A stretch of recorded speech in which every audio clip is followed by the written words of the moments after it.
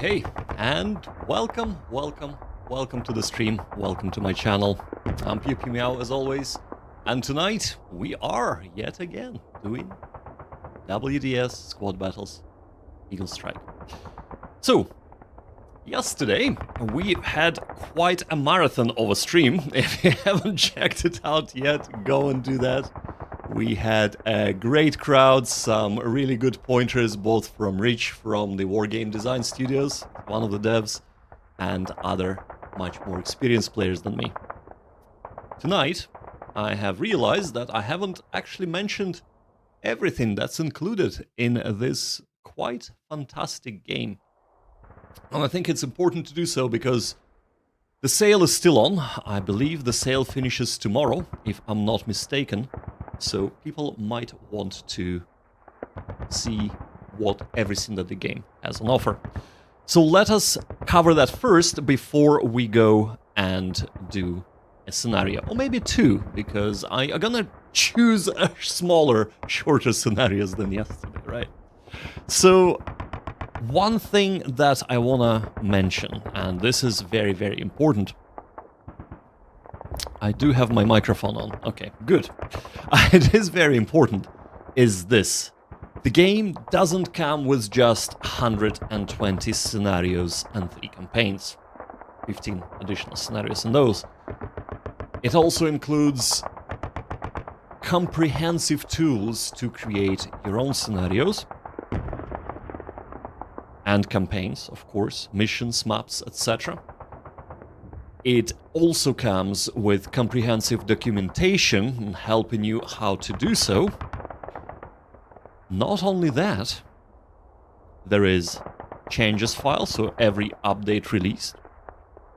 There are extensive designer notes, and I want to show you this because this is something that I haven't seen any other games do, at least to this extent.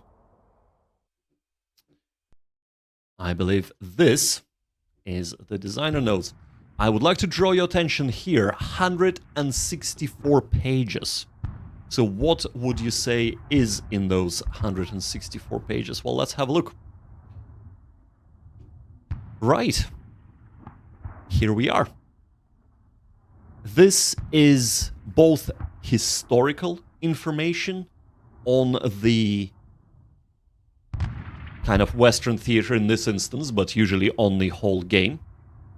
The time span the game covers. So we start with use of flamethrowers and napalm in World War II, ETO versus PTO.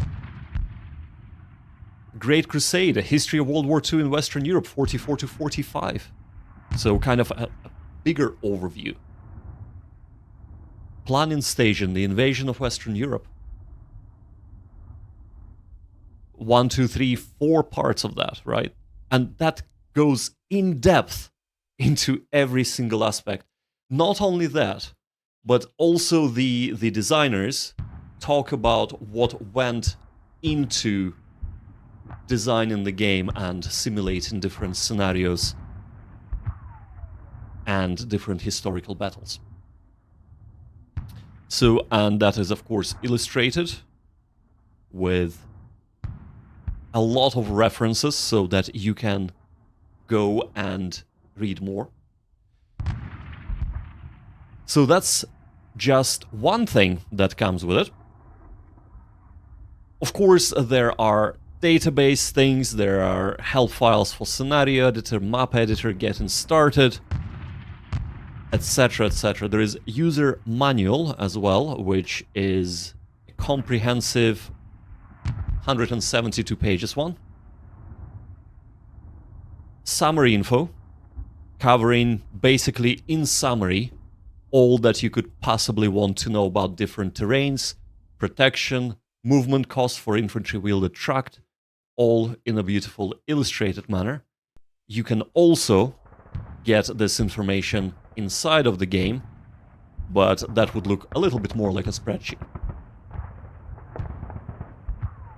It also has comprehensive orders of battle. If you look here on the left-hand side, it literally covers every possible thing and every possible scenario that the game offers. Both American forces and German forces. There, and Germans on the left-hand side. Which is really, really cool. It also talks about different maps included in the game. Scenario summaries. Basically, this is kind of in what order you should play the scenarios. This is both in when the scenarios were created, and from kind of smaller, more manageable ones to slightly bigger, and it progresses from the beginning of the game, or the invasion D-Day, until further into 1945. We also have vehicles, aircraft, heavy weapons, and artillery list. This is a comprehensive list of every single vehicle, aircraft, heavy weapon, and artillery in a game with their stats, with weapons, etc., etc. So for the reference, really, really cool. For the campaigns, we have 2 campaign maps covering the scenarios in them. We also have historical maps, and as well as the big notes from the developers and designers, we also have small notes, things like 94th Infantry Division in Rhineland, and it's literally just 3 pages talking about historical happenings and the design decisions beyond. So that is all very, very cool, and this is why I do appreciate Wargame Design Studios, or John Tiller Studios, as it kind of was known before, for all the work that they do, because it's not just a game, it gives you a huge historical context, not contest. But let us get to the fun stuff, because you're probably here to see the gameplay, aren't you? So, having had a look at the summaries of the games, or scenarios, I think we're gonna do the Point-du-Hoe landings. And this is the scenario that you see in the background. So let's load this up. Askeri says today is the last day of the sale. Well. 10 p.m. ET USA. So, if you're watching this and you enjoy what you see and you'd like to get it, do yourself a favor and get it on sale, because the sale is massive. I believe there is only a winter sale and a summer sale. They only have 2 sales a year. So if you miss this, you're probably gonna be waiting a little while until the next sale comes along. But let's get into the gameplay, shall we? So, estimated playing time 45 minutes, unlike 6 hours yesterday. June 6, 2944. That's in the far future. I believe this is 1944. Point-du-Hoe, 06 3000 hours. So we should be playing it as the American side. So for the historical background, one of the primary targets during the invasion of France were some big German guns at Point-du-Hoe. They were supposedly located on a massive cliff overlooking the invasion beaches and could wreak havoc on the troops and ships of the Allied force. American Rangers stormed Point-du-Hoe in the first moments of the landings. With ropes, grapples, and ladders, they began the arduous climb up the precipitous slopes under rain of enemy fire. It was another bloody but glorious moment in American Ranger history. There you go. So let us select this. No, Germans are gonna be automatic with field of view. And we are gonna be playing as the US side. Thanks, Bill. Bill says, good luck, pew pew. I love WDS. I agree with you there, and thank you so much, Bill. Thank you for joining the stream. So, immediately we see that support is available. This scenario has a smoke limit of 2, meaning that we should be able to have this walkie-talkie radio. And we finally have support dialogue, meaning off-map artillery. So 5-inch gun turrets. Could it be that this is gun turrets from the ships? I wonder. So we have one mission available, and we have to call a mission.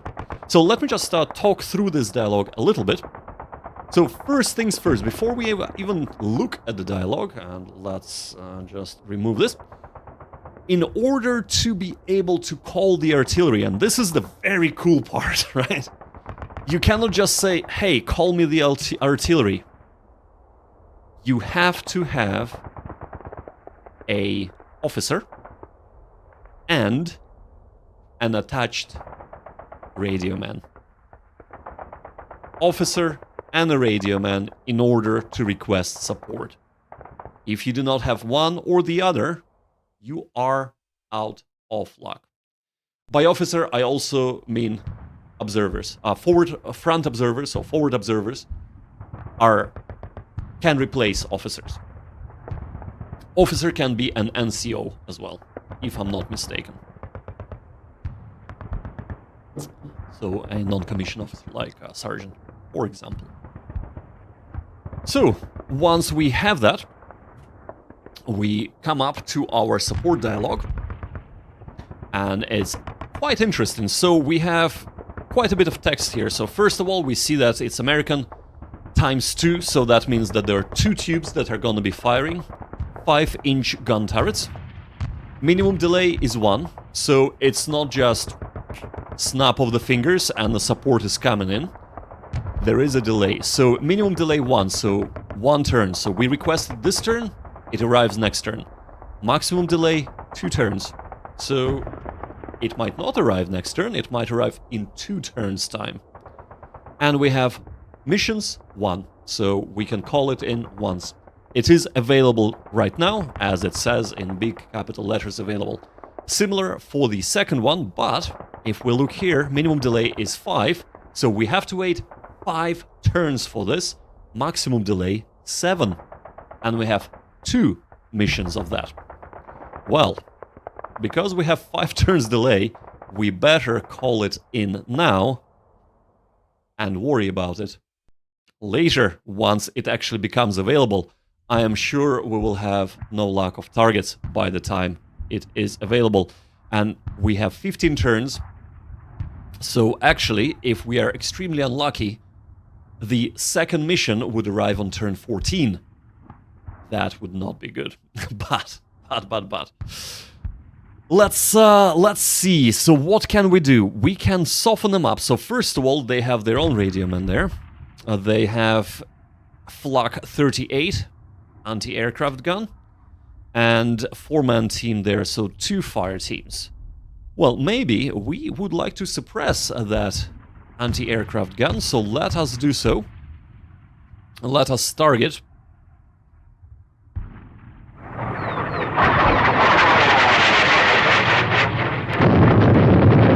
And of course, because it is off-map, we had 2 tubes, so 2 tubes fired. There is a deviation, always. Off-map artillery, mortars, ship guns, whatever it is, would deviate. In this instance, they deviated 2 hexes, 1 hit there, causing no damage or suppression, and 1 hit just to the north of them. I do not know if we see that far. Probably not. Yeah, we do not see that far, so we do not know if we have actually caused anything there. Which is totally fine. Now, one thing that I do want to figure out is we have 60-inch mortars. Actually, let's have a look at what we have. So I'm pressing the roaming mode here, otherwise you can do Control Space as well. And that basically allows me to just mouse over, and you can see in the lower left-hand side that we don't need to click. We see the details of the hexes. I read Getting Started manual, yes. Because it helps. But there we go. Learn something new every day. So, what do we have? We have a second section Echo, if I'm not mistaken. 11 men, and they have satchel charges, Garan's bar, and a sniper variant. We also have, of course, 30 cals on the landing craft, and a mortar. More satchel charges. 22 men in this one. A very small detachment here because we have a radio operator with a mortar. More radios. Thompsons. Right, so we have First Lieutenant Karshner here and Colonel Rudder with 11 men, and of course we have the radio detachment there. Bazooka team, 11 men, led by Second Lieutenant Gibbons. We have another 11 men with satchel charges. First and second section with the bazooka team, fantastic. And my kitty is saying meow like crazy. There you go. Just needs to be placed in its resting spot. Right.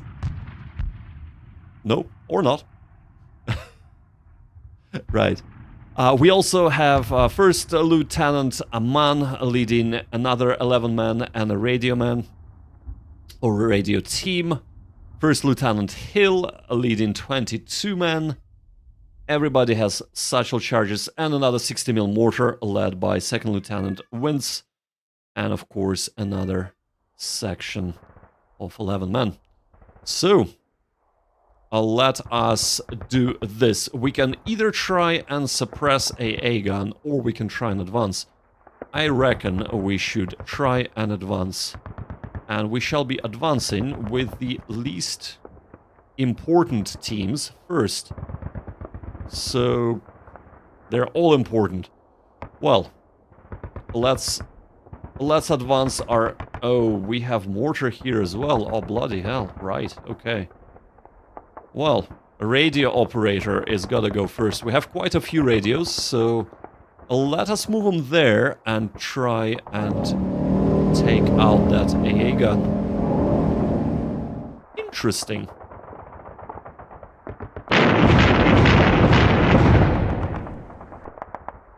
Okay, we sustained one casualty, that is fine. We're gonna go to ground. If we can, go to ground, man. There we go. Okay. That's fine. And we can now start suppressing them. So we shall do so. Over here. So I suppose I haven't actually looked at the map proper.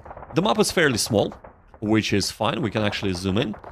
There are a number of points for grappling. So I suppose this is to kind of point out that we cannot just move up the escarpment or sheer cliff without any grappling instruments. So we need to be aiming for these points right here. And again, I would dearly love for these icons to be present in a 2D map when I press Z to remove my units. But that is not relevant right now. So let's move over here. Okay. Unopposed, are we?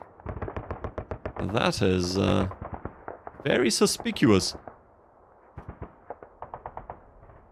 There might be somebody here, but I hope not. So we can... Actually, no, we're gonna go to ground. Going to ground, I think, is important.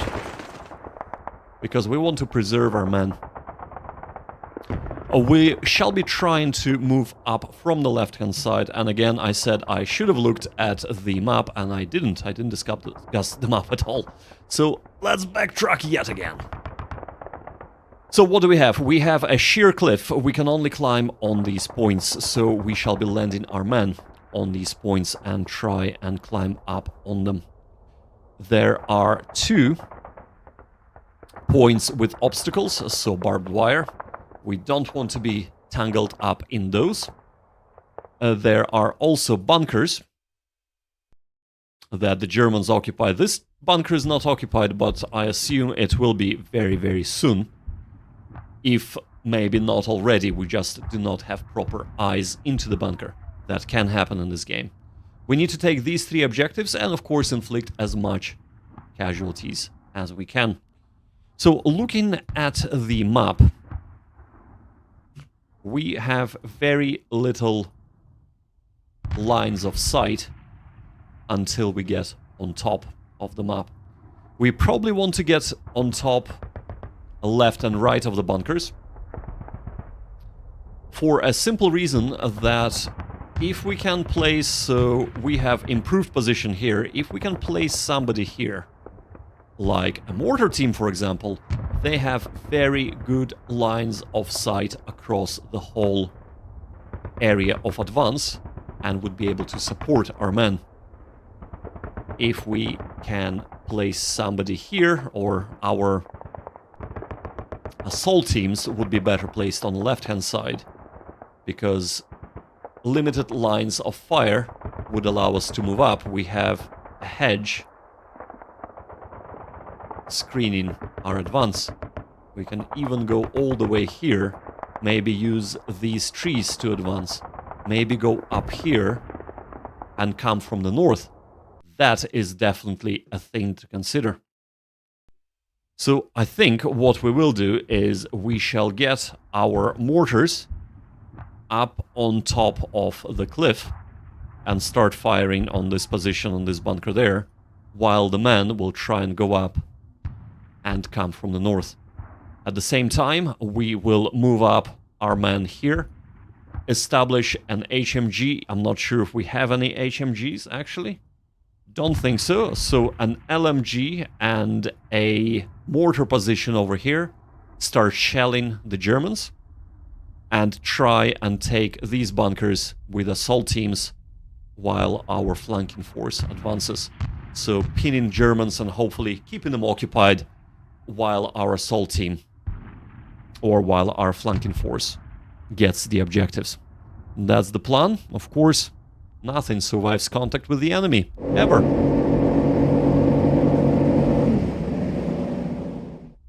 So let us... No, we can't move, so let us go to ground. And be suppressing.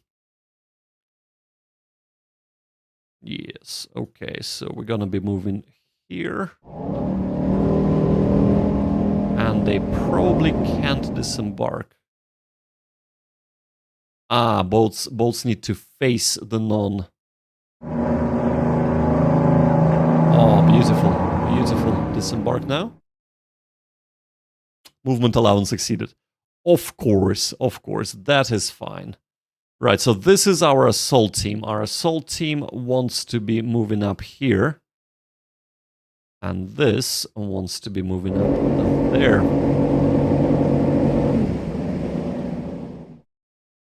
Movement allowance exceeded. Okay. What do we have? What do we have here? This is gonna be our command assault team, so HQ element. Okay. So this is... No, this also has mortars, right? Okay. So let's move this assault team in. I assume too much, yeah. Yeah, and the command element. Come on. Get selected, man. There we go. Yeah, a little bit too far. That is fine. Now, we'll plop the mortars, one here.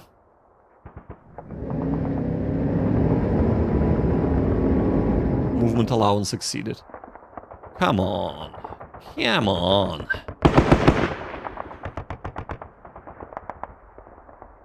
And one here.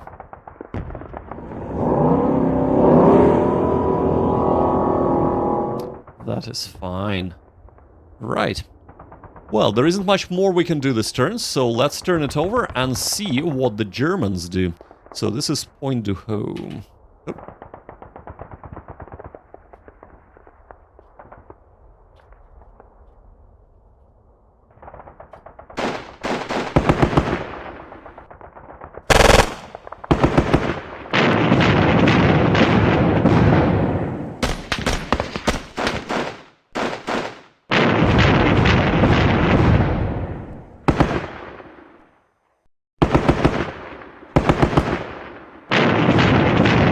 Once we disembark our men here, we'll try and move this, because I don't think, yeah, they don't have lines of sight down, so we'll move this boat away. But first, let's do the disembarkation situation.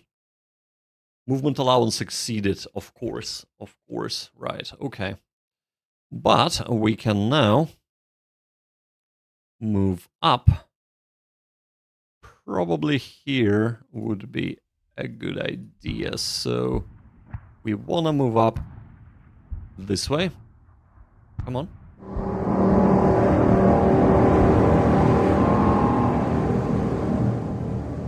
But basically we want to get lines of sight this way, so that we can see the objective and the two bunkers. Here, let's disembark. You know what? Let us disembark as well. Have a lot of men in one position, but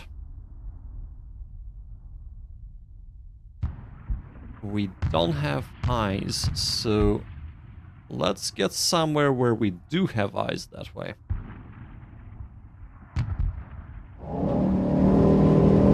That's fine.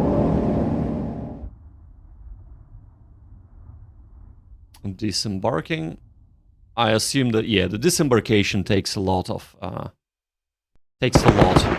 the men, so it is a pretty awkward process. So let's just keep on going. We are gonna go to ground.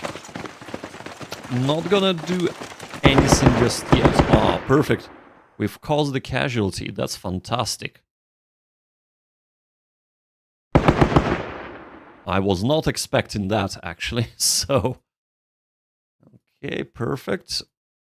And of course, we made sure to disembark our assault team first before our HQ element, because we do want our command and control being intact.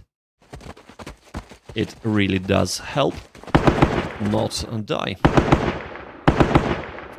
And keeping the morale up, assaulting, etc. So, we have a pinned team.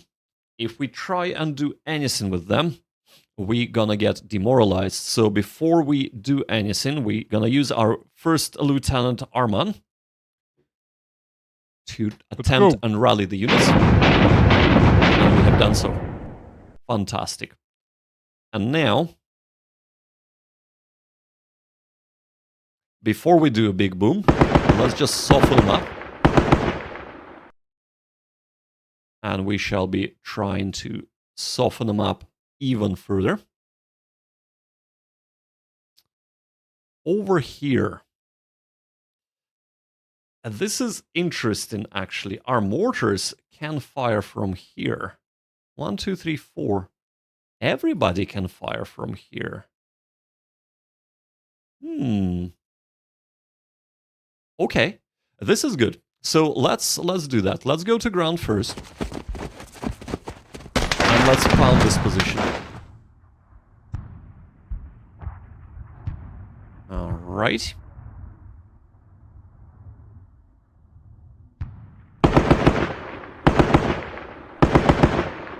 What we're trying to do, we're trying to soften up for our eventual assault.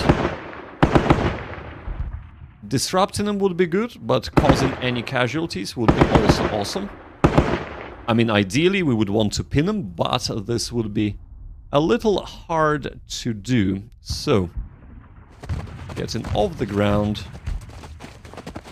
Of course, so this did not have grappling hooks, so we needed to move here. And now we are out of luck. But we still have mortars.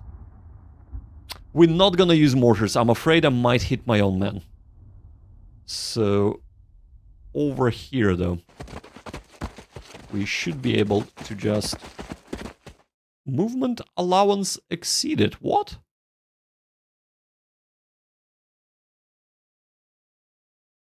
Well, going to ground might not have been such a great idea, right? Well, well, well. In that case...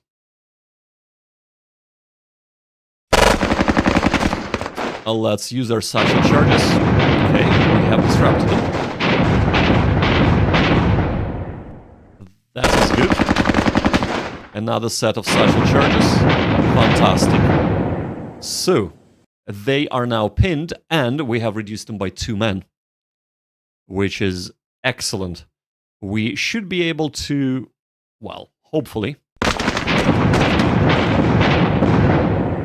we should be able to assault them next turn. If we can. If we can. Over here, let's use this satchel charges to attack the bunker. Perfect. 1 man left, and they are pinned. If only we had enough movement points to actually move in and assault them, but we do not.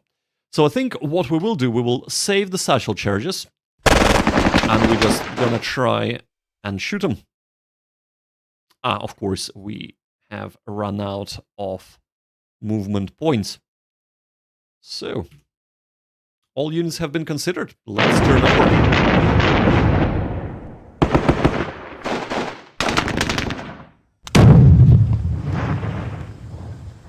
This is going surprisingly too well. I'm a little bit afraid that this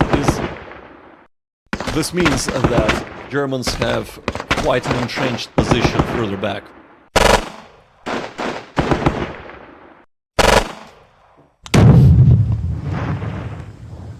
I should have stopped them from using the satchel charges. Oh well. Now. Ha ha ha ha, yes! We have scaled the cliffs. Perfect. And now, we can go to ground here.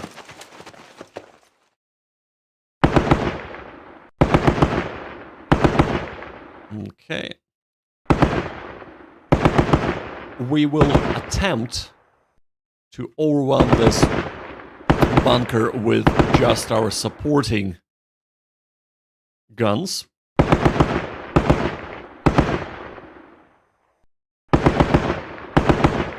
Because if we can clear it without having to storm it, we don't want to lose men, basically.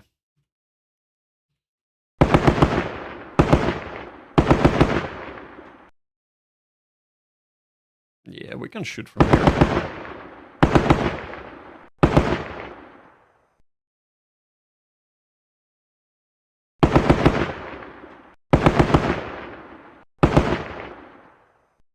Okay, that is fine. Let us go up.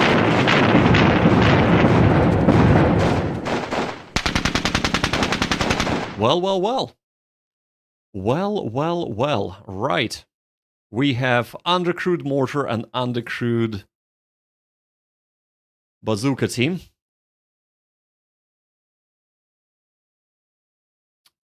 I am not surprised. I was hoping it's not gonna be so severe, but it is what it is.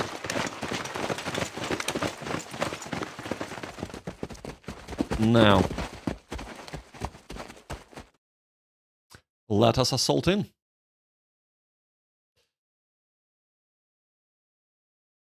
Ah, I see what's going on here. So we cannot assault up a sheer cliff. We do need to move up and get in. So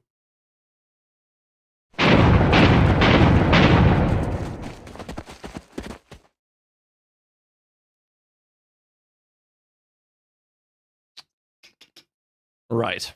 Okay. Let's mortar it up.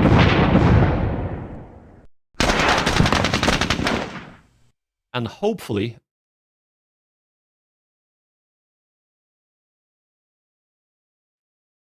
I thought that there was only one man remaining there. So there must be more than just the crew. Okay, but they are fully demoralized now. That is perfect.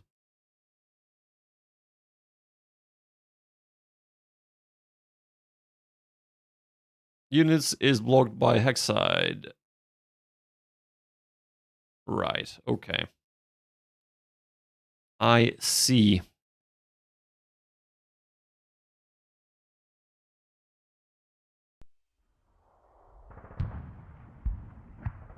Let's try and take them out. So, I was hoping that I can scale, but of course, assaulting with grappling hooks is nonsense. Of course it is. So I'm gonna preserve the satchel charges, so let's do this command, and we want to toggle hold fire just for these two particular weapons. We do need to make sure that we do not select them ourselves, but for the automatic fire it's gonna be toggled. And we're gonna try and take out the bunkers with just small arms fire.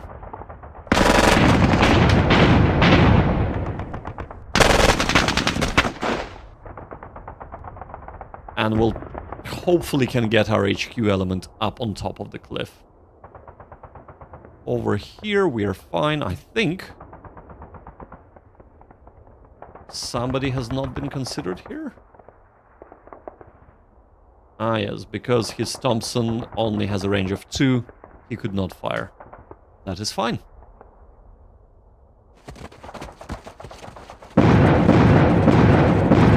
So, rear positions open up.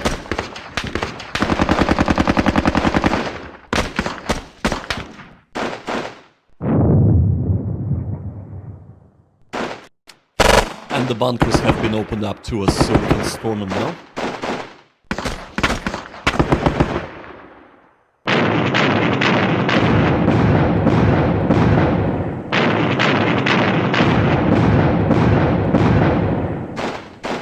Okay, we need to silence that AA gun.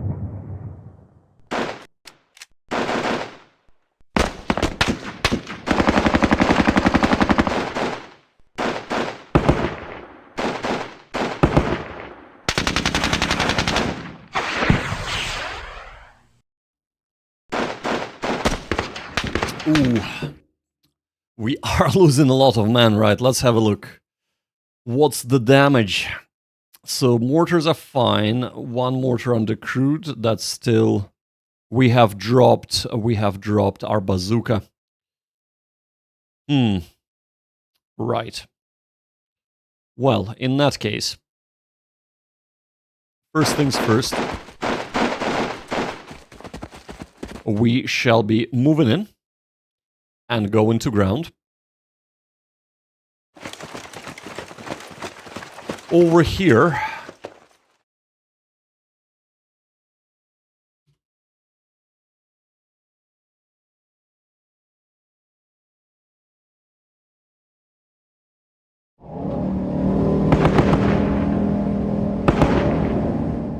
I'm gonna be trying and moving them as little as I can to get as much firepower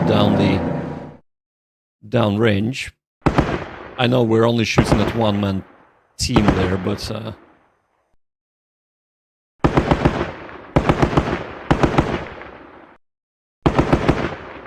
There we go. Oh, this is beautiful.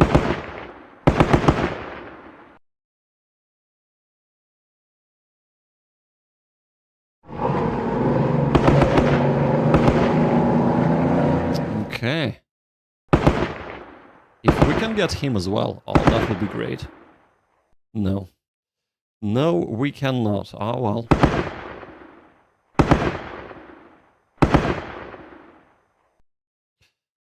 I feel like we might need to relocate somewhere here. Or can we not see the AA battery at all? We cannot see the AA battery at all. Oh, I see, I see. Right, okay, well, it is what it is.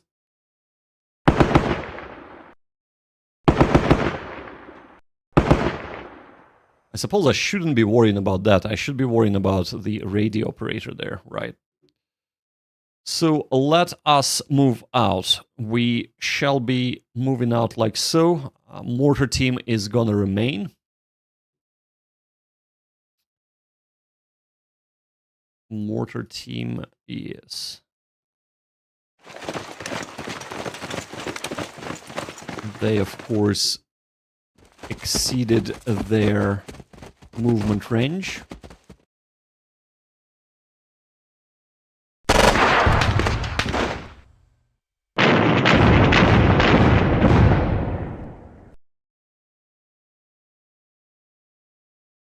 Are they lugging their flak cannon with them? Wow, that's dedication.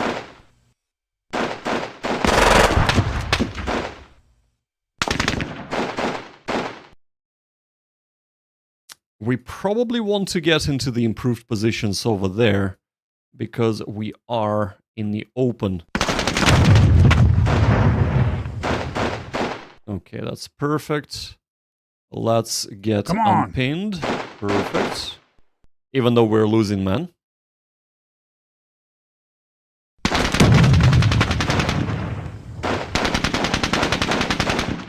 Okay, excellent. And they are ripe for an assault next turn, as long as we remain unpinned. Now, over yonder. We 1, 2, 3, 4. Right, we'll move bazookas up. But first, let's get some firing downrange.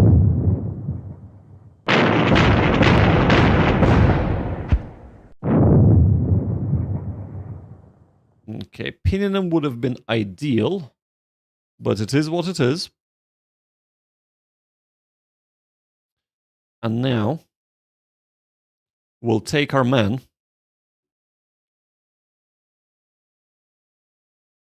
We shall be taking all our men, apart from the mortar. Getting them up, hopefully not losing anyone. And that's obstacles, right.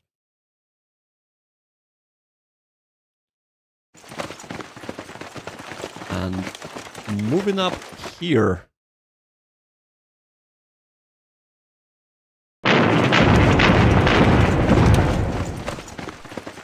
Okay, that is fine. Let's go to ground. Over here, again, we'll deselect mortar. And then move all the way up. So we are following through with our plan, because it is important to follow through with your plans, because even the worst plan is better than no plan at all. And this is what we are doing. Over here, they can start climbing next turn. They don't quite have the movement. Right, I think this is us. Oh, yes, of course. But of course. Right, let's try and suppress that position.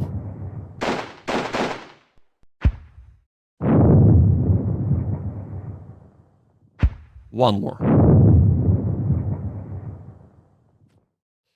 They are in a bunker after all. Yeah, I suppose we cannot be asking for more. So our mortars haven't fired, and the reason why they haven't fired, because this is a little too close. So we have Panzerfaust 7 men. Ooh, unknown amount of men in a pillbox with MG34. Ouch. I think we need to take out that flak, so let's do that. They are in an improved position, but they are not in a bunker. So we do have an opportunity to at least disrupt them, even though we haven't done so now. Okay.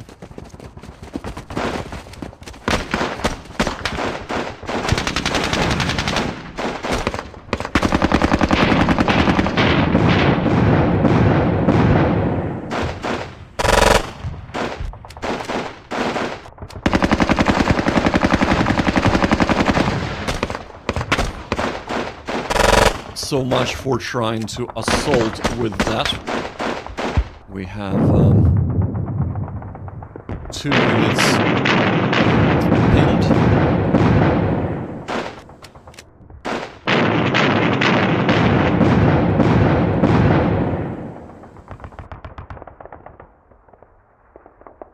Okay.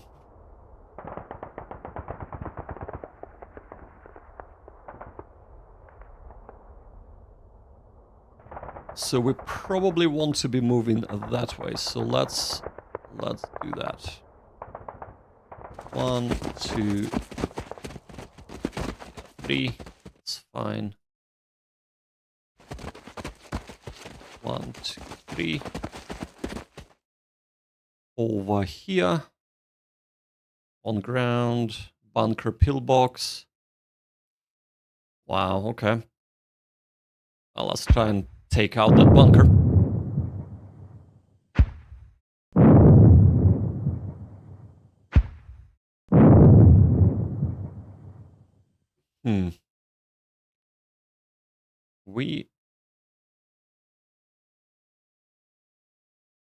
We need to get eyes.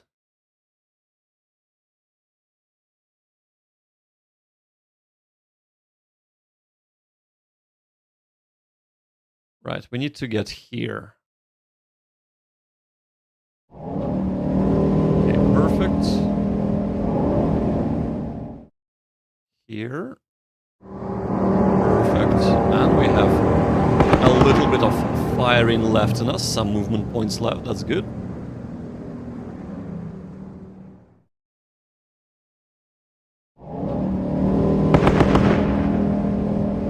Okay.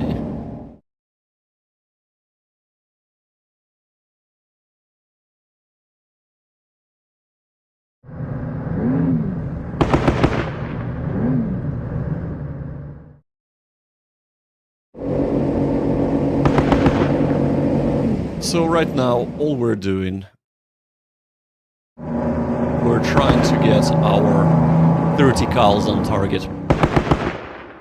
Trying to get at least some units visible for them that they can fire at. Because the more fire we can put down range, the higher the chances we can actually take out anybody.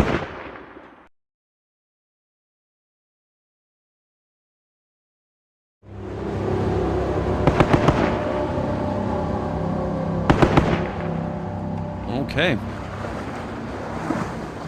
Right. Over here.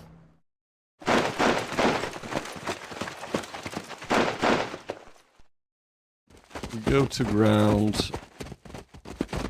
That's a pillbox. Oh, if only we could move in there. Right. So,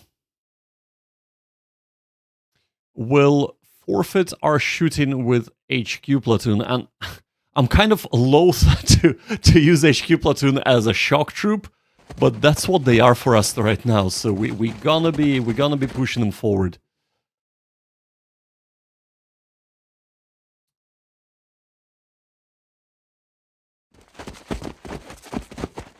Go to ground, man.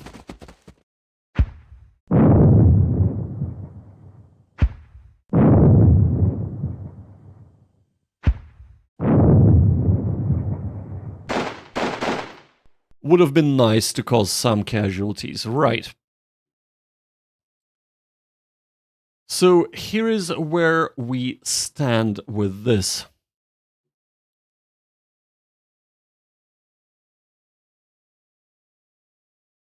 Bill says, I'm back, had to step out. You got to the top. Hell, everyone on the line. Yes, everyone is on the top, and we are doing a very smart thing of having our HQ element being our shock troops, basically moving up and, yeah, assaulting with them, leading the charge. So it's just they happen to be first, and we happen to need to move forward. But yeah, we are, so if you missed it, we have moved up our flanking element. So we have, what, a squad here with a bazooka detachment and another 2 squads with Lieutenant Hill and another bazooka. No REMFs. I'm not quite sure I'm getting that. What did you mean by REMFSs?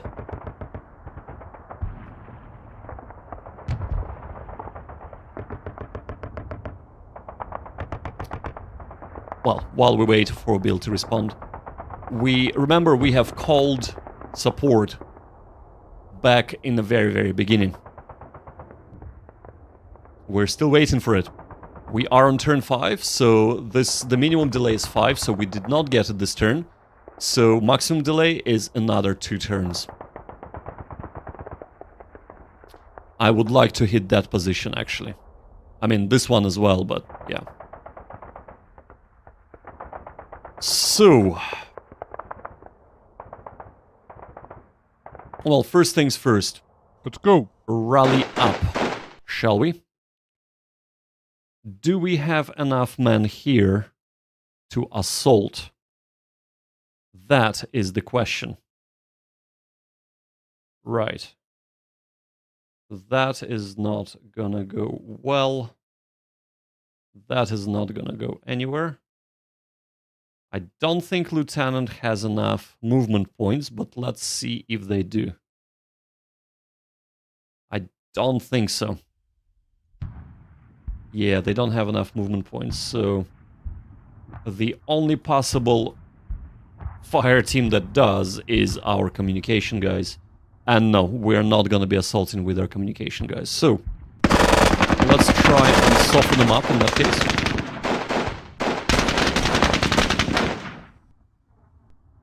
And then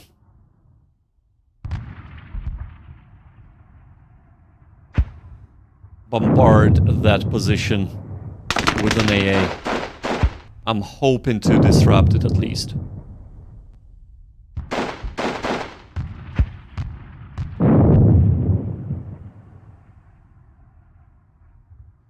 Right, okay.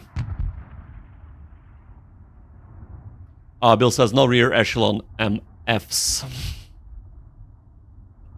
Yes, no, not at all. Nobody in the rear echelon.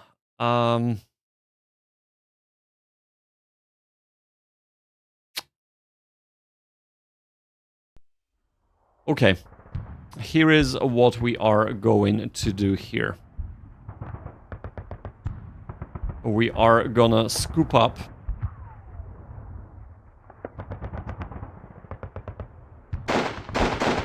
this. And we're gonna shoot him, and then hopefully...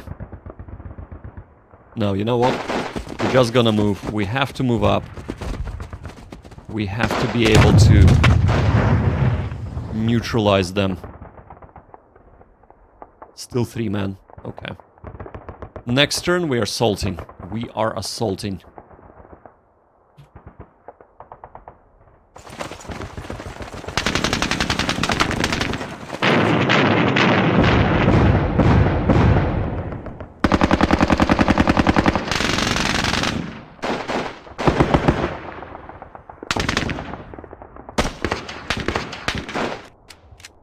Talking about rear echelon mofos, this unit of AA unit just moved out of our range of sight, line of sight.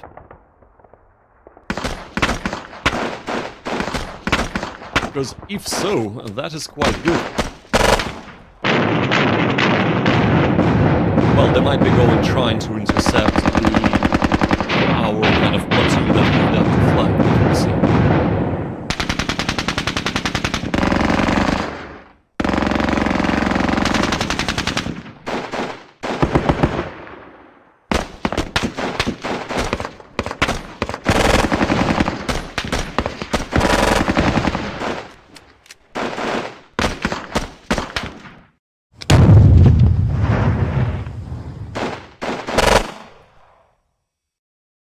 Okay. Well then. Time to assault. Actually, you know what? The mortar is gonna assault as well, because we want to get into the bunker. So...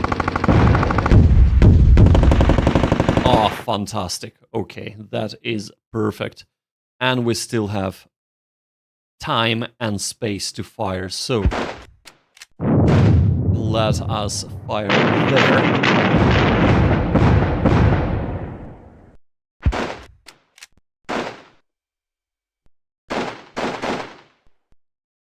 Over here, that's a pillbox. That's a pillbox. That's just... they're just on the ground, so...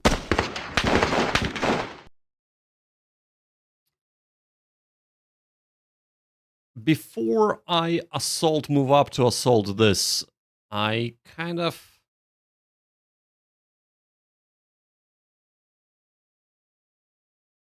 I might have overused... right, they still have their satchel charges, because pillboxes really need to be cracked by the satchels, right? So, and they have the satchel charges, right? Let's do this in that case. 1, 2, any more? No. Any more? No. And we're gonna make sure that the satchel charges hold fire. But...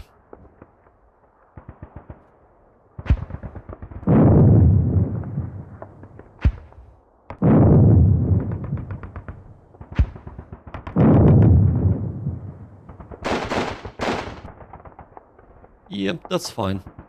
Now, over here, we can finally start making our way. Interesting.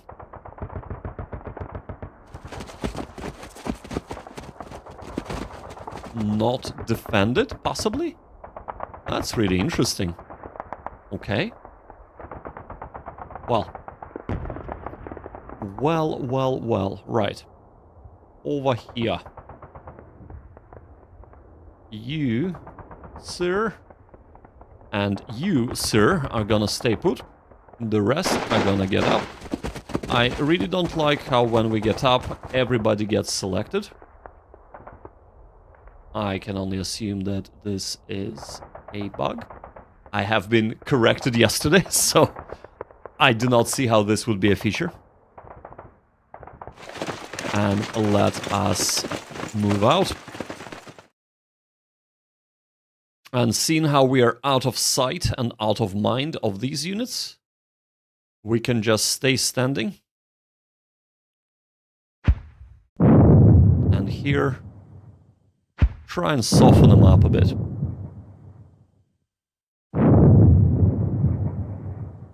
Or not. But, look at all the beautiful 30 cals. Surely somebody is bound to... yeah. Is bound to cause at least a casualty, right?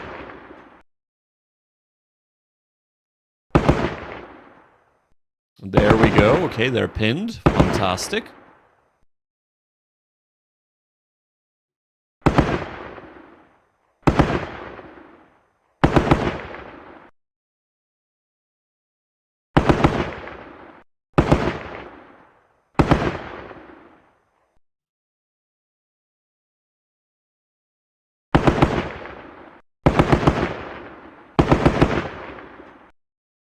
I mean, that is realistic. After all, they are hunkered down on the ground in the bunker. So, very hard to do anything with just small arms. Okay.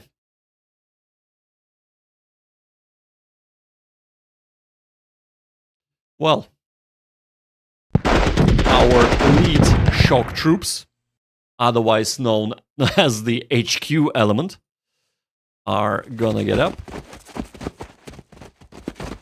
They're just on the ground. They're not even...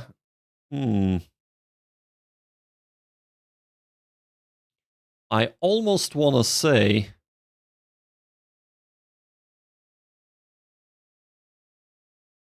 let's push on. But let's just wait a little bit. Let's just wait a tad.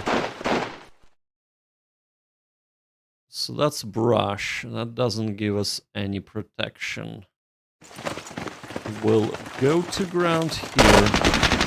And let's just start concentrating our fire this way. And you know what?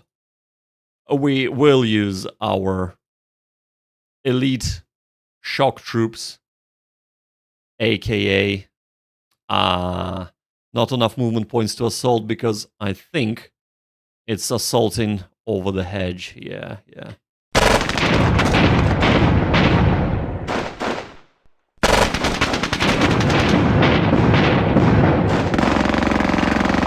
Yeah, that's fine. Can they see them? They can. Well. There we go. At least one of the AA guns is down. And that is perfect, right?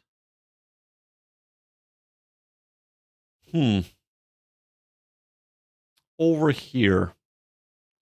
Let us take our mortar. Yep. What? Oh. Oh, they have a... Right, okay, never mind. Right, they have already shot.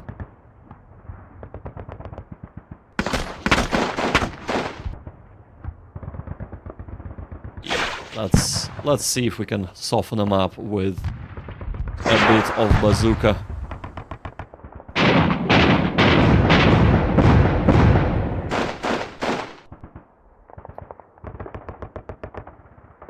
Right. So here's what we're gonna do. We're gonna move this unit up and forward. Of course, everybody is selected now for some reason. And forward.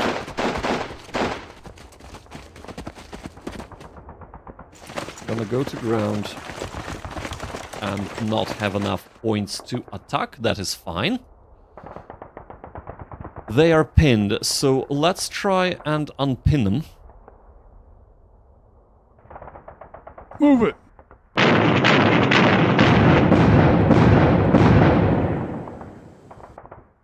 Ouch! Let's go. Come on, man. Move it! Seriously? Right, well, you're remaining behind. These men are gonna get up.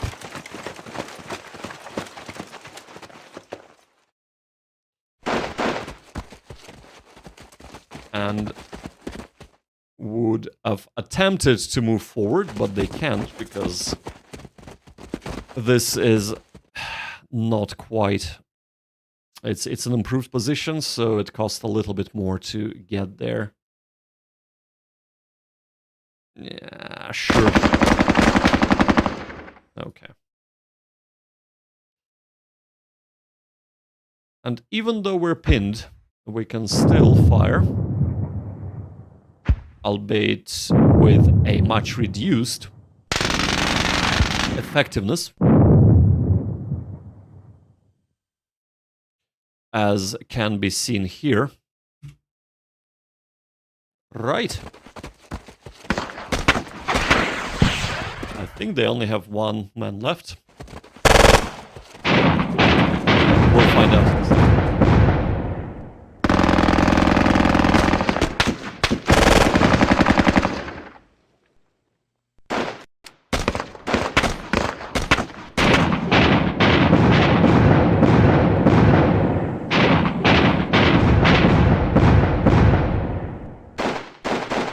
As expected, they're caught in the open, so they sustain the casualty.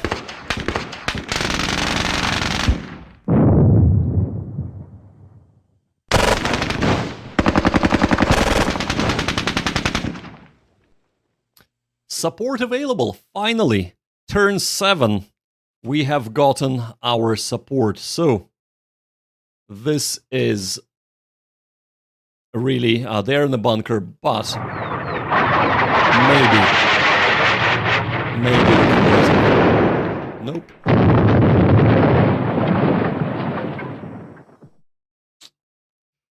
Okay, well, we've called it again, so fingers crossed, and there's gonna be a support within 5 turns instead of another 7 turns. There is a bunker there. We can see it, so... Looks like they have thought of this eventuality, but if I can occupy that bunker, so let's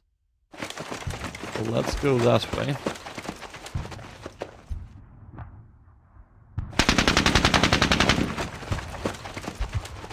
If we can occupy here, then we can move in here and here.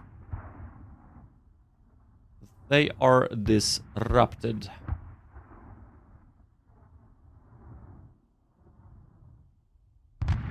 Uncrewed, right. I suppose.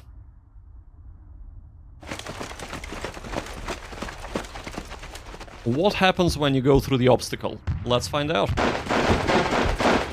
You get pinned. That's what happens. Okay.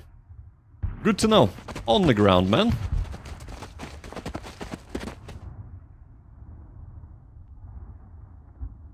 Do we not have a leader here? First, second section. Bazooka team. Oh, there is a leader, but he doesn't have any movement points left. Okay. Okay.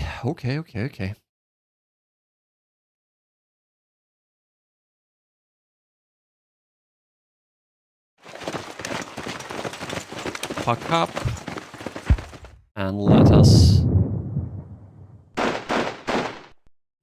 cause some casualties. That's good.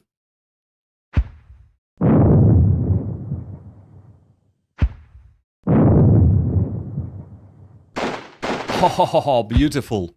Right, another shot. Well, elite shock troops, aka HQ element. Ah, of course, up the cliff. Right, okay. Well then.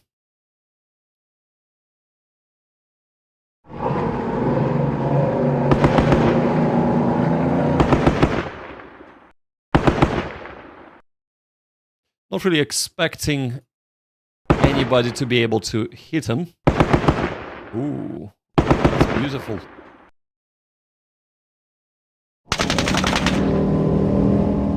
Okay, I take that back. Because we are causing some issues, but I don't think stacking them would cost us that much. Because looks like they're going down really quick.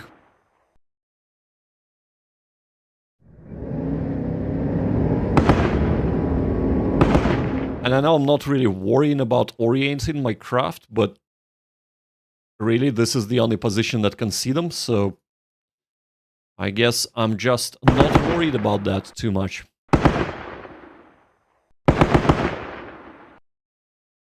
Especially seeing how they only have 2 men left.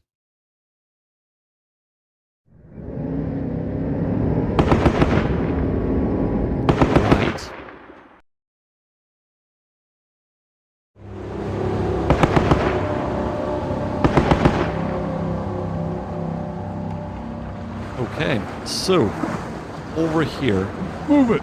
rallied, finally. Now you, well, actually both of you are gonna get up. You are gonna move forward, and you are gonna move there. Get down. Get down as well. Provide some suppressive fire. Over here.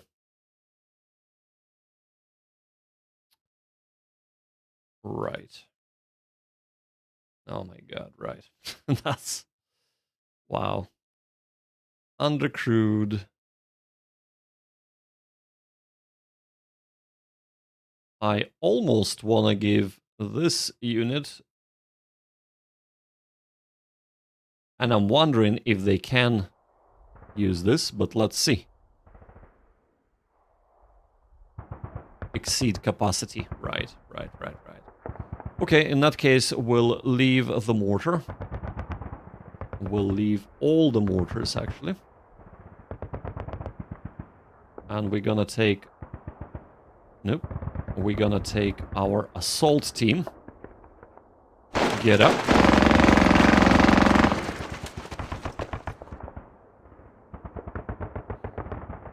Yes. Yes.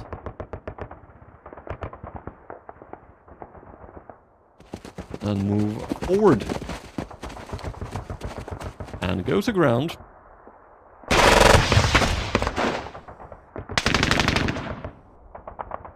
Mm-hmm. Move it. Let's go. Come on. That's not good.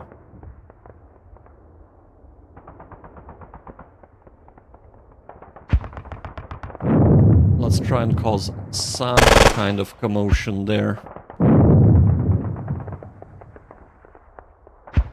Also, I've noticed he's not on the ground.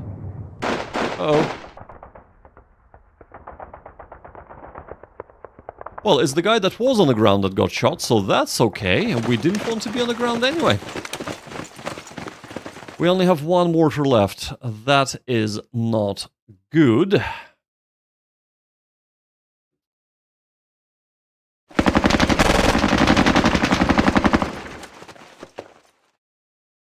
Yes. Well.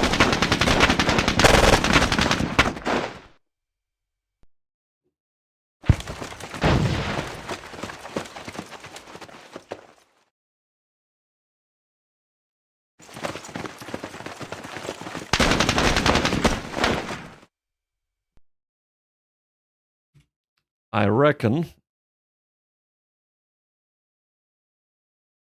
oh yeah, we still have men here, it's just they are pinned. So they can shoot up, right.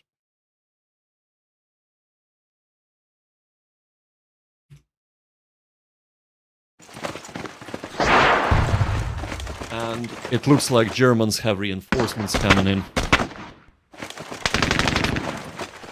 Which I am not surprised that is happening. We almost were in place to actually intercept them, but not quite.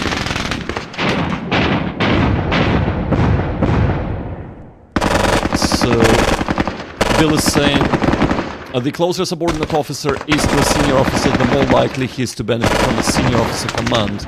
This continues down the chain of command to the squad. Ah, interesting to know. So,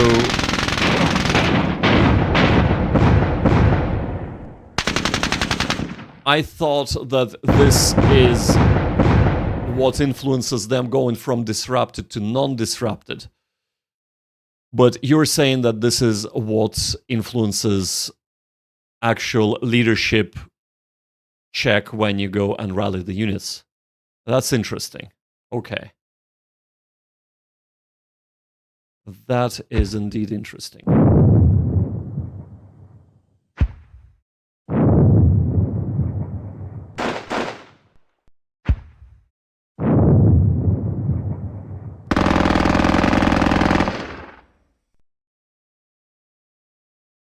over here. We shall be working on this position because we are almost at a point where we have taken it. We just need a little nudge to the people holding it to either vacate the position or lie down.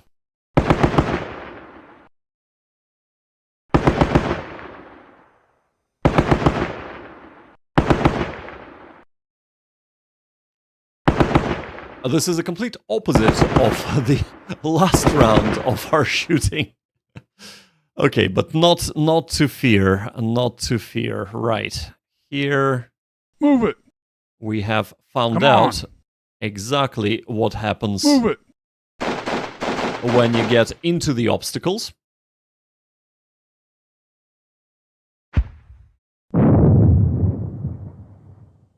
Maintaining command is essential if the squads are to maintain good order. Absolutely, yes.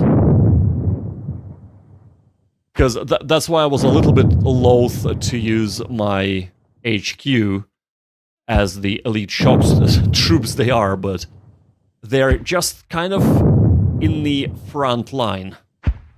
This is from the rules, right, yeah. Thanks, Bill. That is definitely helpful. But let us attempt to assault and not quite make it. We're pinned. Right.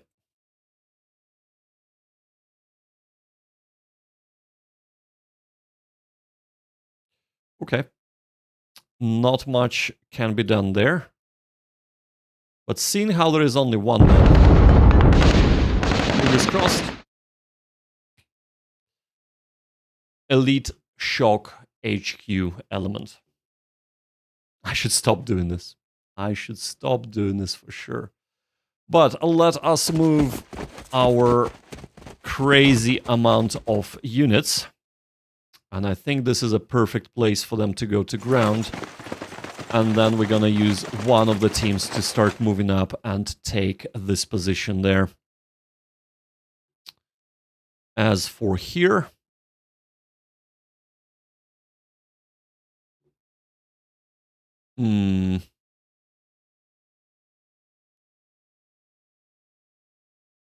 Right. Let's go.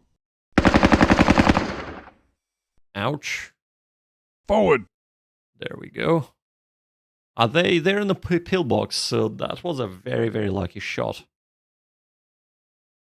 Let's try and suppress them.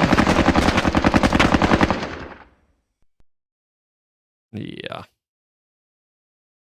7.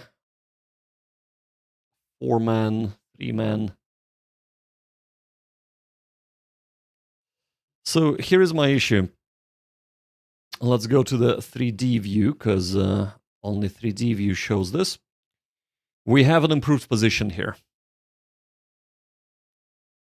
This is occupied by our troops. We also have troops here. What I don't want to do is overstock them so that they're easier to hit. However, this is the only occupied position, or the only improved position, should I say, providing us with 8 protection.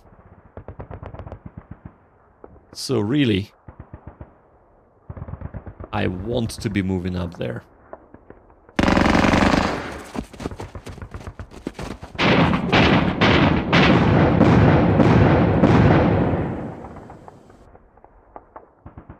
Okay, well that was useless. Right, I might have just not moved anywhere at all and actually kept our men safe. Well, well, well.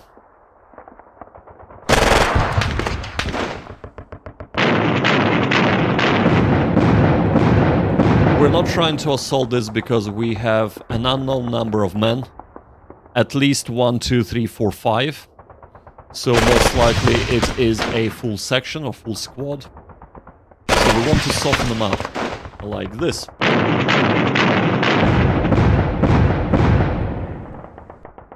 If we are still okay next turn, we will try an assault next turn because they are now pinned. over here, I think. Oh, yes. Bazooka team. Yeah, so he's all out of everything. So let's leave the pinned bazooka team here and let us move up. What?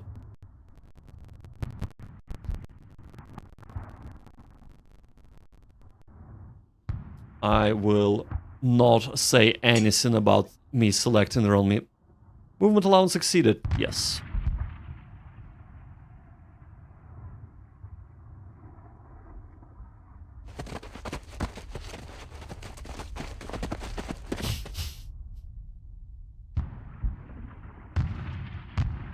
Ruit. Okay. This is kinda not good. But maybe it's okay. So, what's happening here?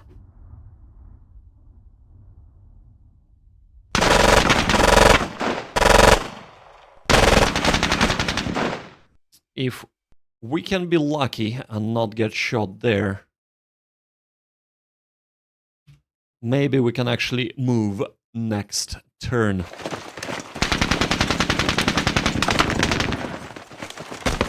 There we go, perfect.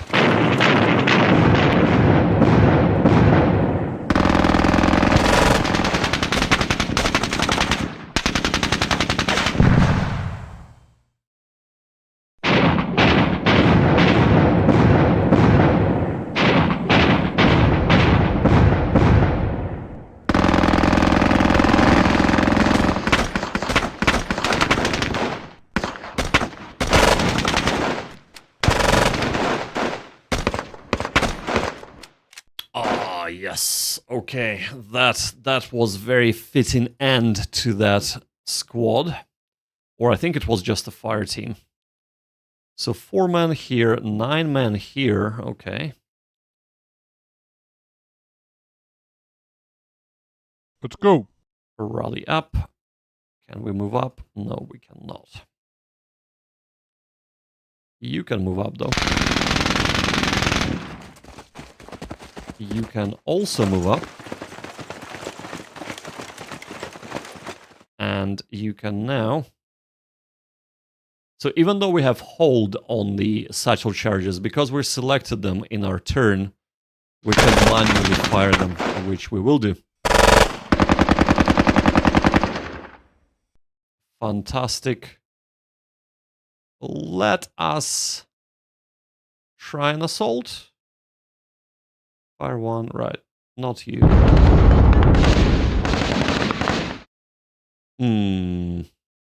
Okay. That's not good. That is not good at all. Right.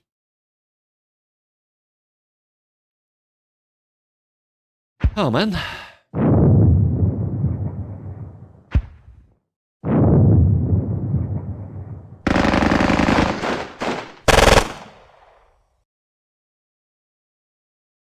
One more.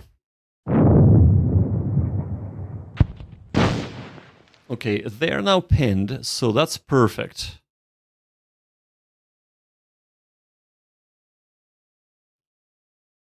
Can we get our mortars? Yeah, we have to get our mortars here.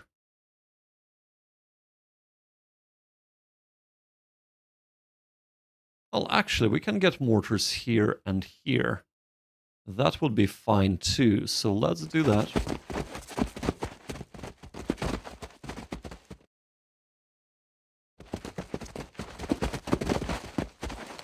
They even have enough movement points to fire, which is perfect. Over here, did we... Let's go. Forward. Come on. I guess not. Right, so pinned man and him are not going. The rest of the men do need to move on, though. And they can go to ground in the bunker and start laying down some suppressive fire.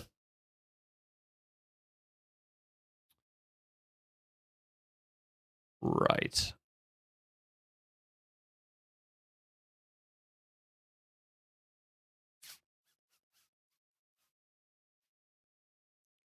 There is an improved position here, so let's try and make for that improved position, shall we?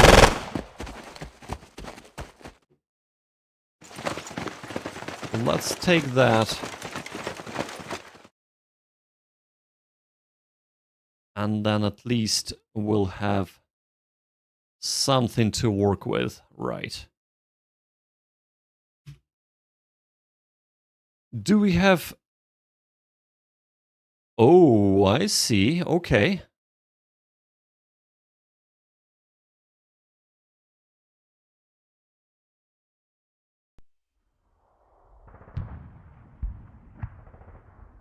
So it's over here.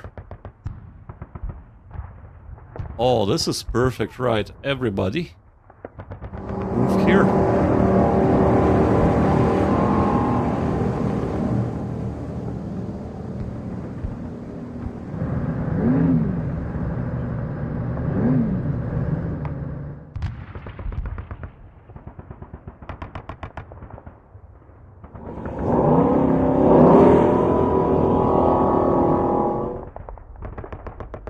Okay, and those who still have some movement points left, can also fire.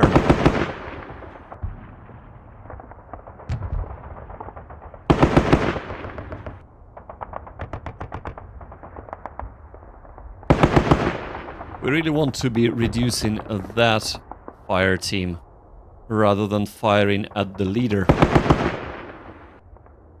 Okay, right. Hi there, late to the party. Zafat, you're not late. You're not late. We are still, well, muscling our way through the scenario. We are doing a little bit better than yesterday, thanks to, of course, the experiences and the advice from you, specifically, that we received. So we have Bill helping out with some notes on the leadership abilities. So yeah, but I'm glad you're here, man. I'm glad you're here. So the situation is as follows. We have moved our flanking force here. Is that an empty just above the objective, this one? Yes, it is an empty counter.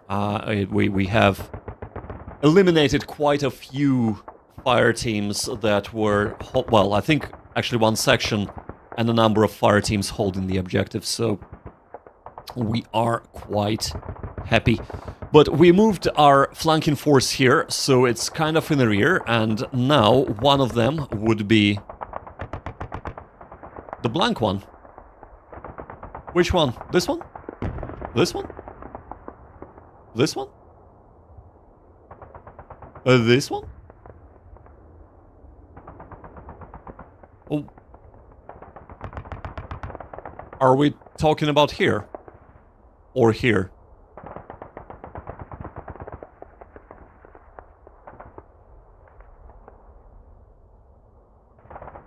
Oh, this one.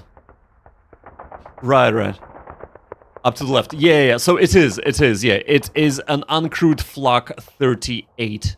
So the AA gun that was causing us some issues, but we were able to take it out. Yeah, I'm not sure what's going on with the 2D view, so there seems to be a few issues with the 2D view as far as I can see. But in the 3D view you can see it. Same as with the improved positions and bunkers, etc. But in the 2D view you can't, and if you do this, the bunkers and improved positions also disappear in 2D view. That's a missing graphic? I would say so, yes. Yes, it is. So I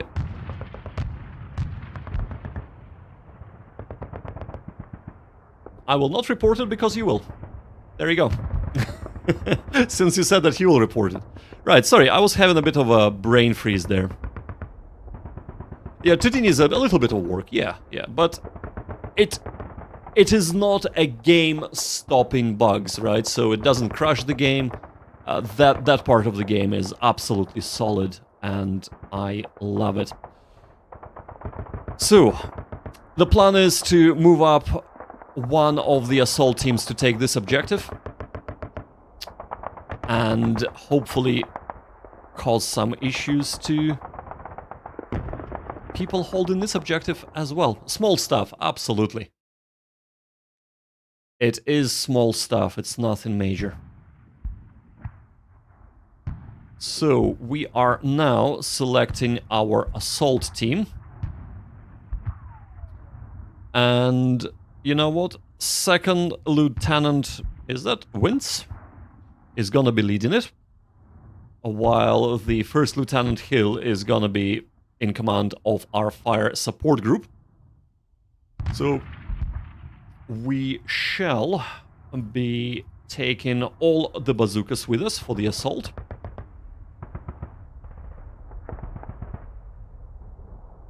And you know what? Second and first section of Foxtrot Company. There we go. And they shall be getting up.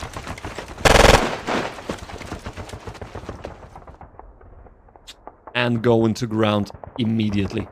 Also, yes, so this is a little annoying. The moment you select to either go to ground or not go to ground, everybody else is selected in the same stack. I did not mean to move them outside of the bunker. They were supposed to stick in the bunker, and they did not. Let's take this one more time. So, the people that are not on the ground... No, you're on the ground. You are not. And you're not. Right.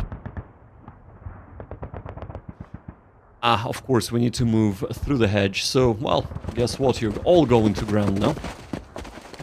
And since we're going to ground, let's take this opportunity to reduce this section down to 7 men. And they lost the Panzerfaust. I love the sound of that.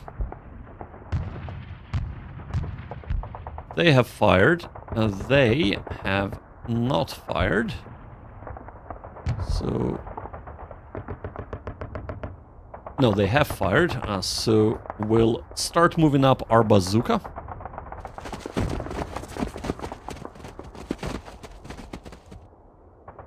Again, everybody is selected. And go to ground, please. And now we can pour fire down there and disrupt them.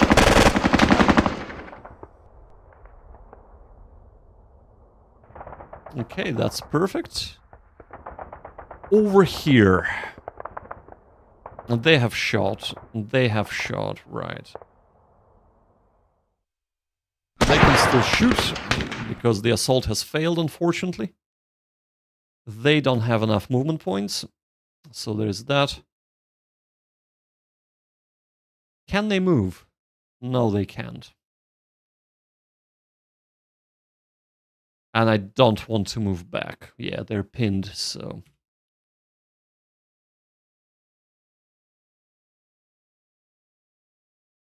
And he's outside of range, but he can shoot at the officer there. We did get pinned, but that is okay.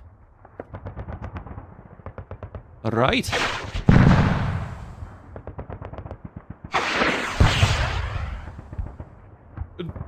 Does this officer or an NCO has a death wish?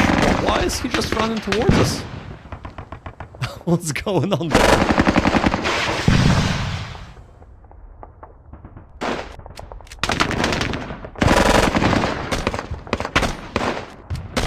He's kind of like shouting, "Man, follow me!" and runs forward, and nobody follows him. I think that's exactly what happened there.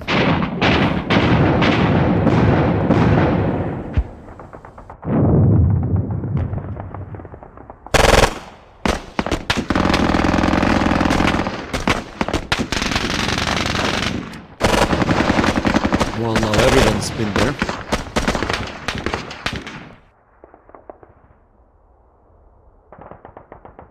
Small stuff. On issues that affect movement or when you give a command, then small map issues.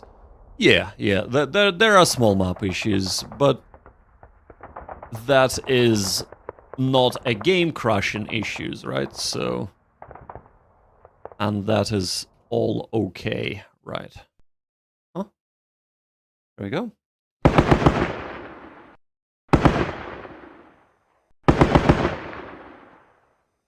Ah, beautiful, beautiful.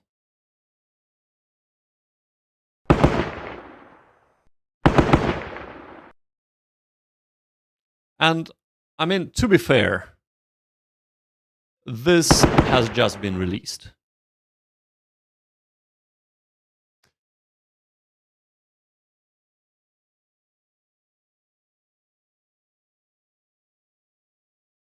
Are usually just oh right.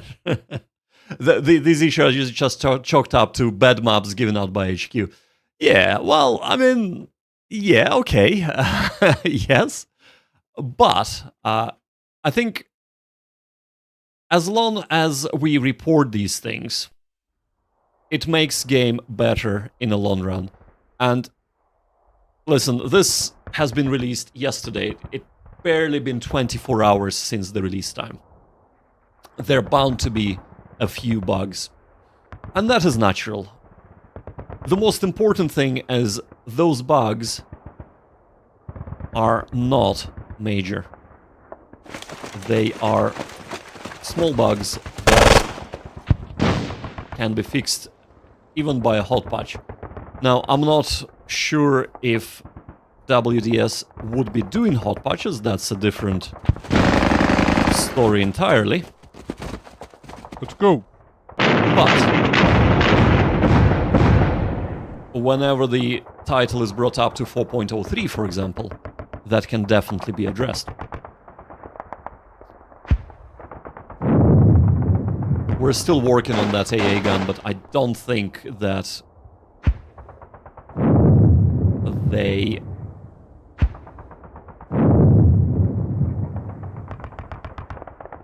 yeah, I don't think we can do anything there.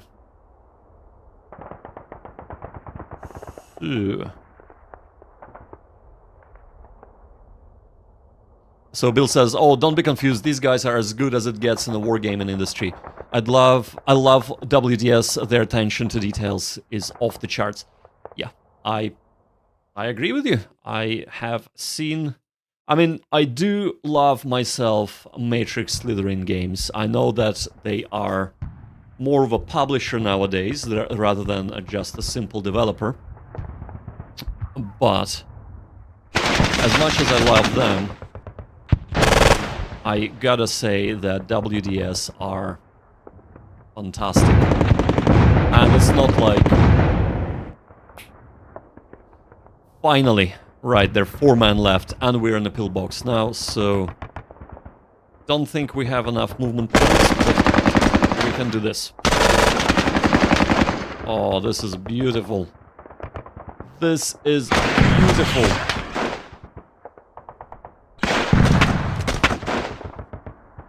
Fantastic, fantastic.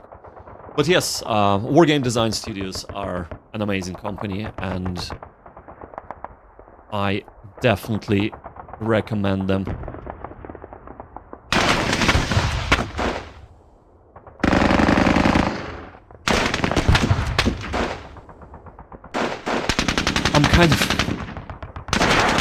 I'm sitting here and I'm like, should I talk about the companies I don't like? And maybe I shouldn't. Maybe I shouldn't. It can be a touchy subject. There are plenty of people. Can we actually... There we go. There are plenty of people that are fans of various different companies, and I think... Oh, nice. And I think we will not be antagonizing them. Besides, this is all about squad battles today. Accent the positive, absolutely. I will definitely, you know, talk about negatives if I am doing a review on the game. Absolutely. That is what is owed to the gamers and the consumers. But I can simply choose not to review or play games made by developers that I do not appreciate. And that is absolutely fine. You vote with your money, your time, and your attention. As it should be. As it should be, right. But going back to the game, we have 2 pinned squads here. So I reckon we should attempt again to divide our platoon into an FSG, Fire Support Group, and into a Assault Group.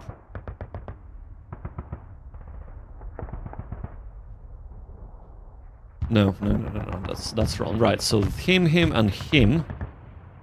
You are not selected. You are not selected. You are selected, and you are selected. Right. Get up.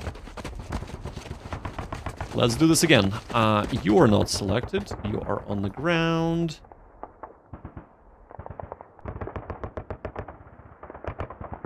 Okay, so fire support group is fine. Let us move up. Excellent. You can now go to ground. Safe and sound, and fire support group is going to fire support, surprisingly enough. Right. Right. Okay. I'm afraid... Actually, can we see... Oh, yeah, we can. Yeah, we can. Right. Can we... 3? No. Can we see from here? Oh, yes, we can. Oh, yes, we can. Oh, wow. Let's move.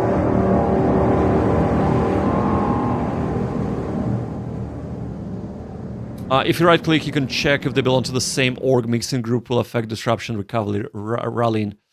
Yeah, okay. I probably should, shouldn't I?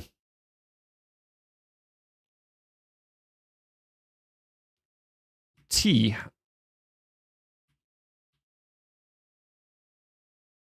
Target unit.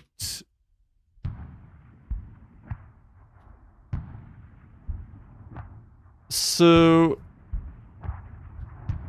what does T do? Am I missing something? I'm pressing T and nothing's happening. Oh, it will highlight all available targets. Right. Okay. Right, I gotcha.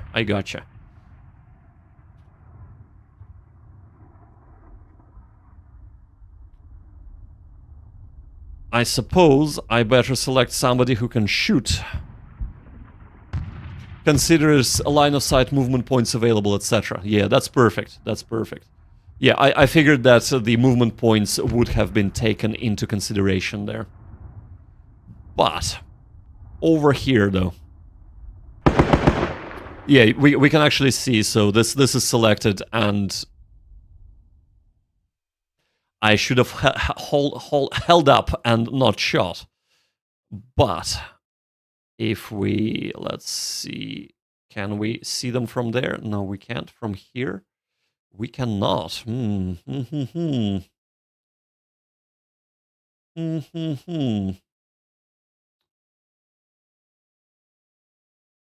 Okay, if I do this, this would be easier to check.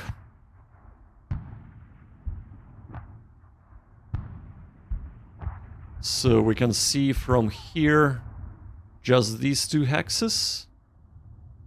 I guess so. Oh. Oh, look at that. Oh, wow. Oh, that's juicy. That's juicy.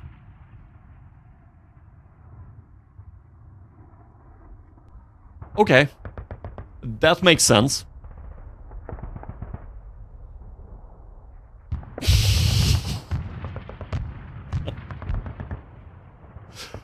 Oh man, well that is why I have you to tell me to do that. Oh man, that would be a smart thing to do, wouldn't it? Wouldn't it? That would be a smart thing to do. Line of sight definitely works both ways. Yes, yes, in these games it does. Oh yeah, I fired with them already. Oh man, yeah, okay. Well, MVP, absolutely, Bill. Zaphod is MVP. That is for certain. That is absolutely for certain. Right, let's see. It is a... Thanks, man. I do appreciate it. Right. So let us...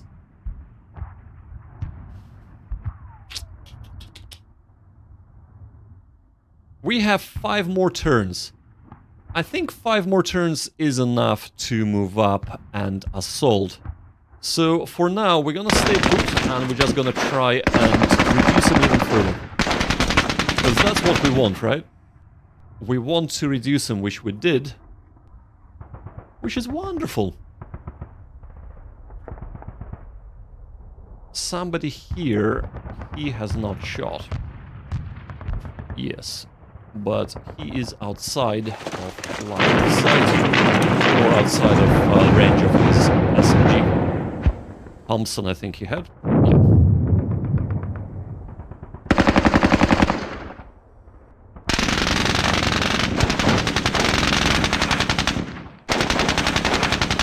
That was a little bit of an ouch. Once the enemy turn is finished, it would be a good idea for us to actually check victory conditions. Because I feel we're doing pretty well. However, we have sustained quite a bit of casualties on this southern assault. So let us have a gander. Huh, okay. So we need 25 points for major victory. We have sustained 30 losses and caused, let's say, 20 casualties. So that's minus 10, minus 12, plus 10. We're at minus 2 at the moment. Probably. Well, actually, I know that we definitely killed 1 leader, so we are at 0 at the moment. We might be doing much better than this. But at worst, we are at 0, so we need to take at least another point. Let's do so. Why not? Why not? Right. So, first things first, since we were on these little dudes, they need to get into position and over here. So over here, right. Okay.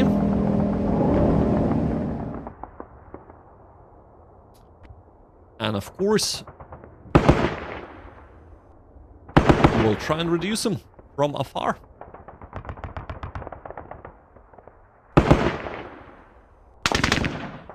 Oh wow. They do have something to shoot back with. they soon won't have enough men to shoot back with.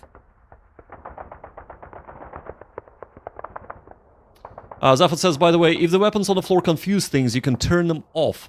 On the ground, yeah. I know that you can, but I do like seeing them. To me, it's kind of like a story being told. I know that we're telling the story by playing the game, but this is kind of like a physical representation of what has happened. That we have eliminated men there. And it feels cool to have that displayed. So it's kind of like an ongoing narrative. I do quite like seeing them. So, and of course, if I do need to see what's underneath them, I can simply do a quick check and then get back to seeing everything. But yes, thank you for the tip, but that's true, yeah. It is, yeah, it is very cool. I totally agree. I totally agree. Because there are games that do not do that, and that is fine.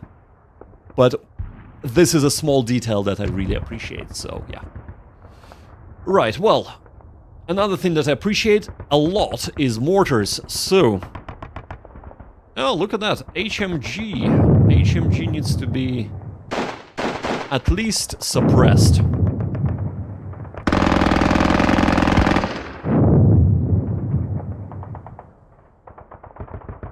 Over here we have a lot of men that are... Let's go. Come on. Come on! I guess that is not a come on at all. So, Zafod, here is a question for you, mate. Here, I'm in an improved position, right? Is it worth it to go into the pillbox, but sort of overstock it with all these men? I'm not even sure if all of them can fit into the... I do need to check the stacking limits, but, well, I can just sort of move them there. So, is it worth it to move there, and is the pillbox defense makes up for overstocking of men in the same hex? That is my question. So, if you could shed some light on that, I would greatly appreciate it. In the meantime... Come on! Move it! There we go. We rallied up, but we have lost man. Yeah, so there is a stacking limit, but the pillbox protection is 64, which is huge. That's exactly what I'm thinking, because it's a protection of 8 changed to protection of 64. It is worth it, right? Is there like... Is there... calculation? I suppose the answer is probably in the manual.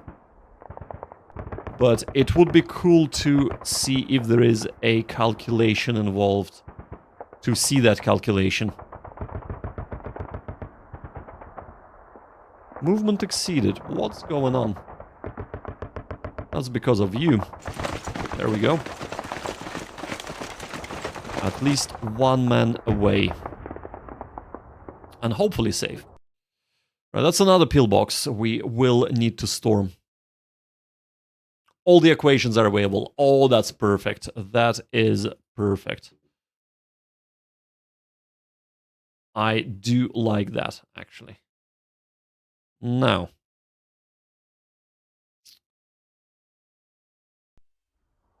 You can go as deep as you want. Nice one. Nice one. Right. I feel like it is time to get our men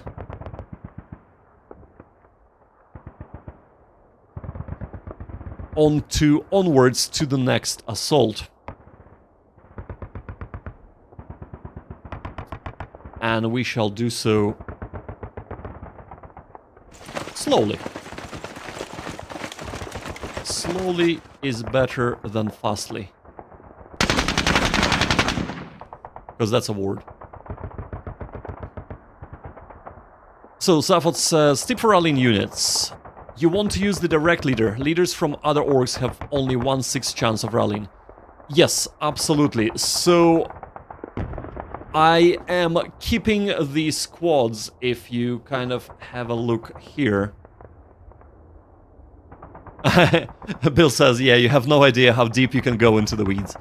Well, I am starting to get an inkling. I mean, I have glanced at the manuals that you can design your own scenarios, maps, campaigns, etc., orders of battle, etc., etc., etc. So I have an inkling.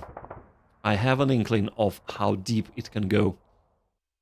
But yes, I like the nitty-gritty that if I feel like I want to get a better understanding of the game, I can just look it up.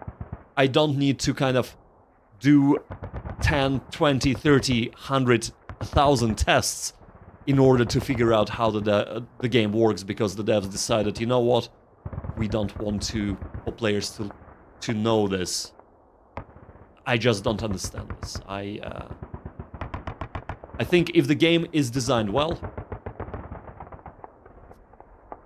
it doesn't matter what the player knows, they will not be able to break it.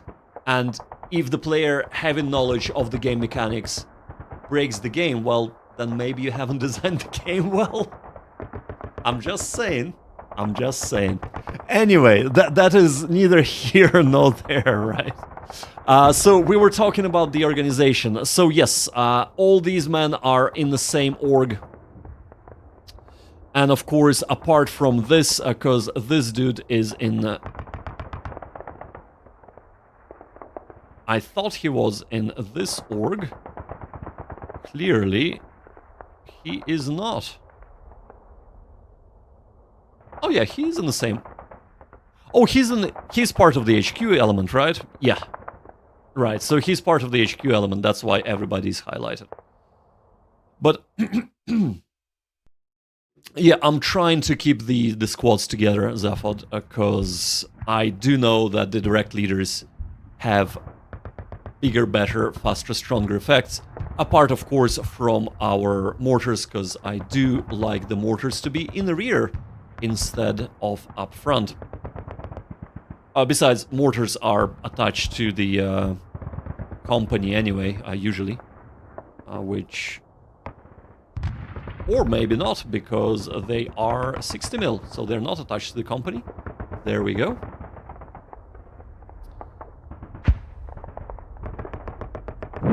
And I'm talking about, you know, in reality, historically.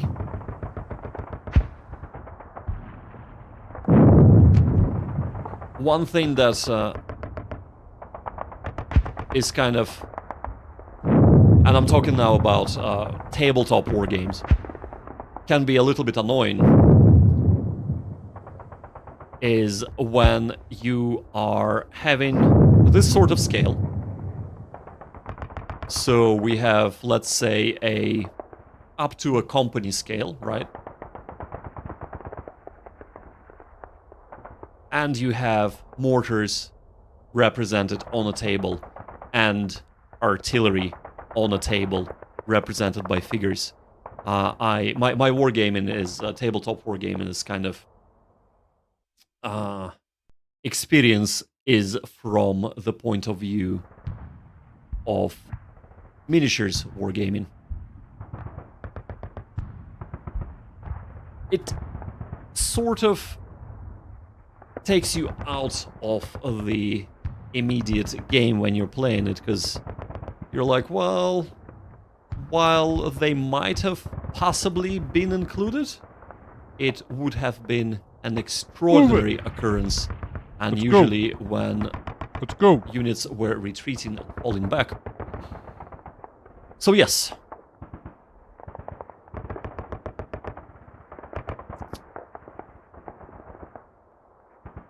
Let's try to suppress them a little bit more. Perfect. And now we are gonna assault.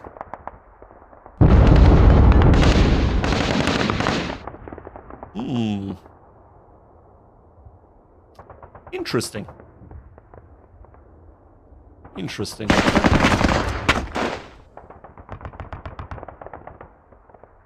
Well, maybe I should have waited for that.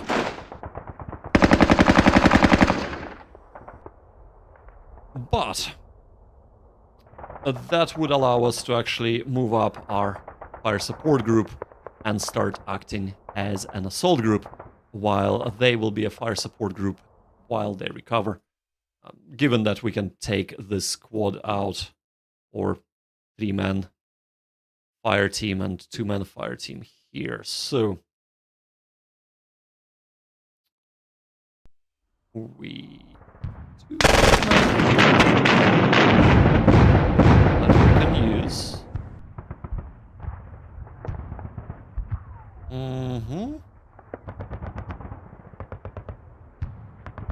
So they... Oh, they're pinned. I was about to say they should be able to move, and they can't.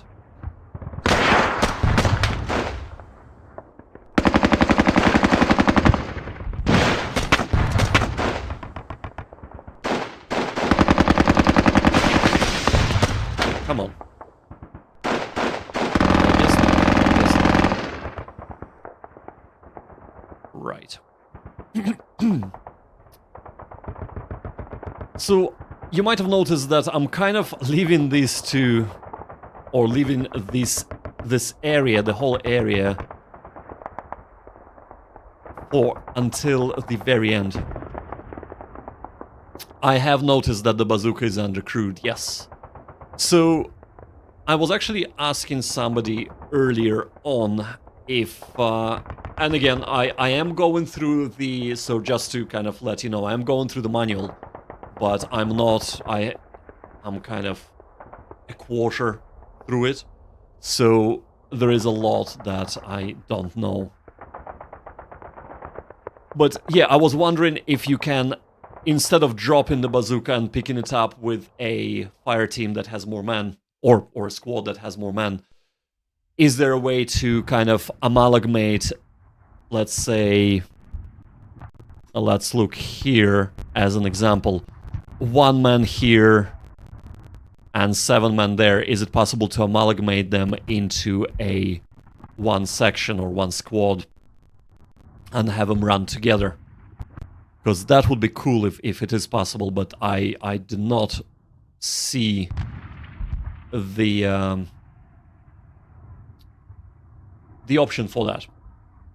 Because I know that you can split and join units in the campaign series. But of course only if the unit belongs to the same org. And no merge and splitting of troops possible. I gotcha. So basically what you're saying is to hint nudging me is to drop the bazooka and pick it up with the my section and give him probably a Thompson or something like that, so he can act as a lone soldier, assaulter, while the bazooka is fully crewed. Yeah. Okay, now I gotcha, man. Right, okay. So the reason why I was leaving these bozos, so I will not be using my awesome shock troops to shock and awe the enemy. They shall be support element, or FSG, fire support group.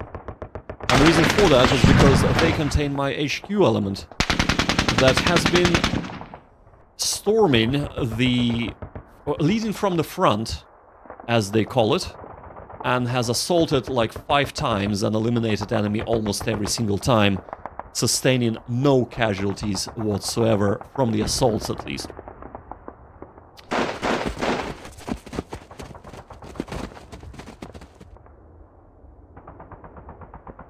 Okay, that's fine. We shall start moving up. We shall start moving forward. Wouldn't it be cool to crew this, but that's 38% quality? Yeah, I don't think so. I don't think so. Right. What's going on? Right. This bunch of lucky dudes.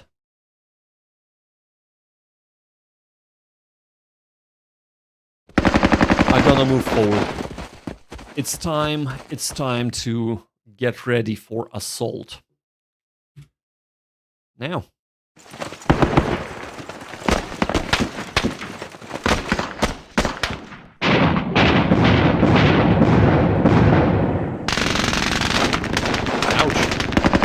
Well, I suppose that's what happens when you are in the open. Even if you go to ground, it is hard to preserve your men.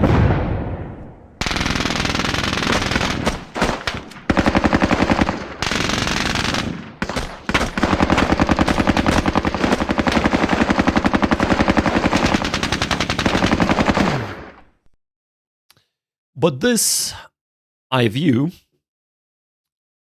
Come on! But this I view as acceptable casualties. You have to, as they say,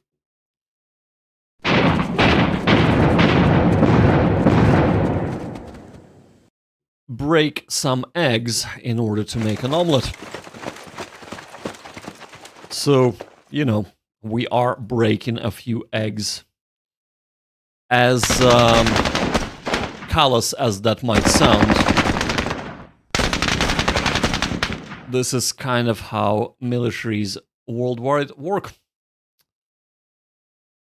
So, undercrewed and under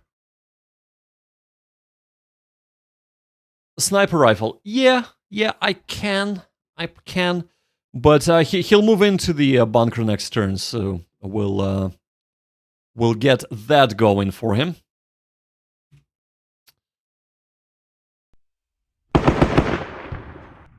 Like, no, absolutely. I mean, listen, this game, right?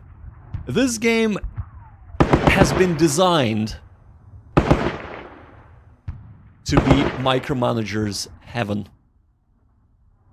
I would be honest with you, usually, I do not like micromanaging in games. It is not my jam. However, Wargames is slightly different for me, or are slightly different for me. And especially at this scale, I want to have an option to be able to micromanage. I mean, why have the ability to select guns to fire if you cannot micromanage that, right? Not to say that I will be micromanaging all the time, but it's good to be able to do that. So yes, a long way of saying, Come on! come on! Let's go! Let's go! Oh, beautiful, beautiful. We are getting our men in order.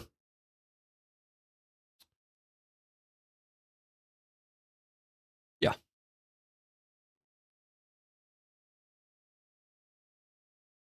And with this game as well.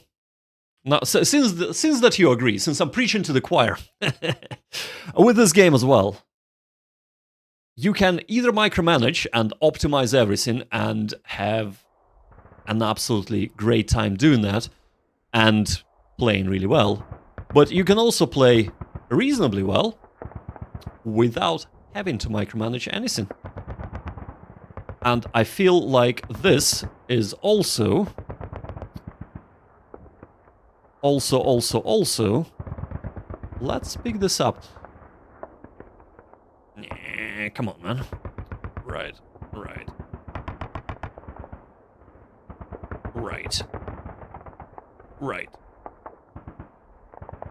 Loading requirements exceed capacity.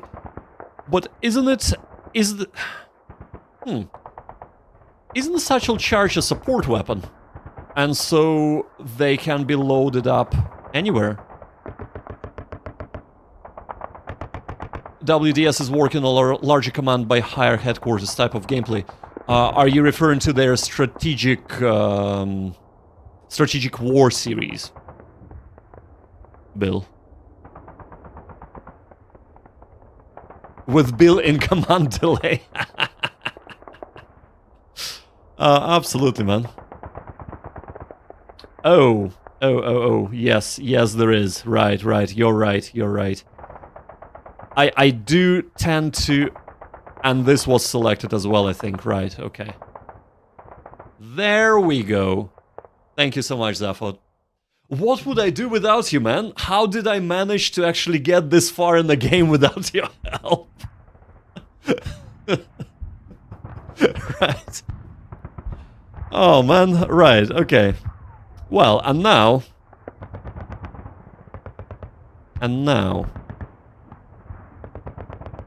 Yeah, let's use the satchel charge. Why not?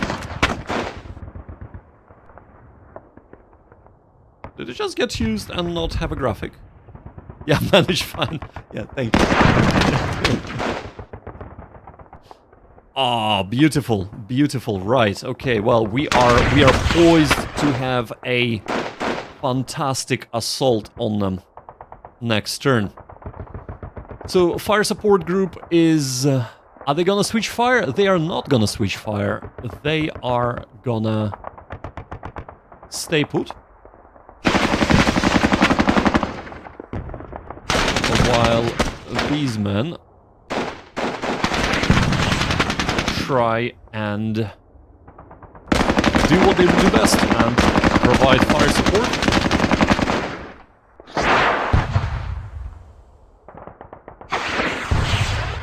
I'm not even looking to kill anybody here, but if they can get demoralized, this would be perfect.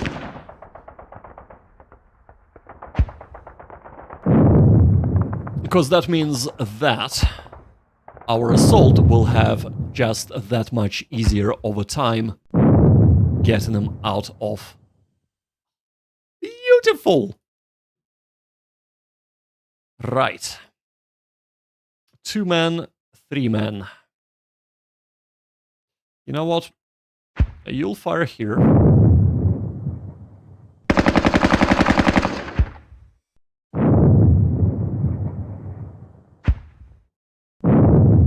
Okay. And you shall fire here. I know usually it's not a good idea to split fire, but they're both demoralized, they're both going down, so I'm quite happy to do so.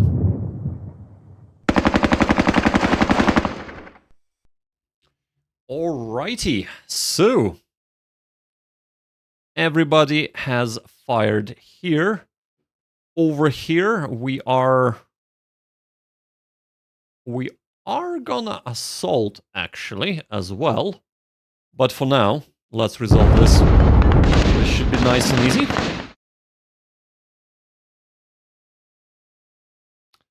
Says he who should have kept his mouth shut.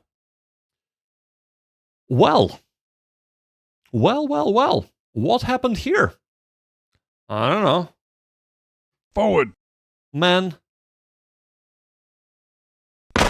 That was an awful show of... Oh, that's because... Oh, man.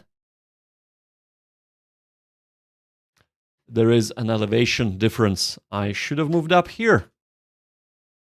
I honestly thought that there is no elevation difference between the two, so I should have looked closer. Ah, well. Ah, well. That was a mistake. Over here, though.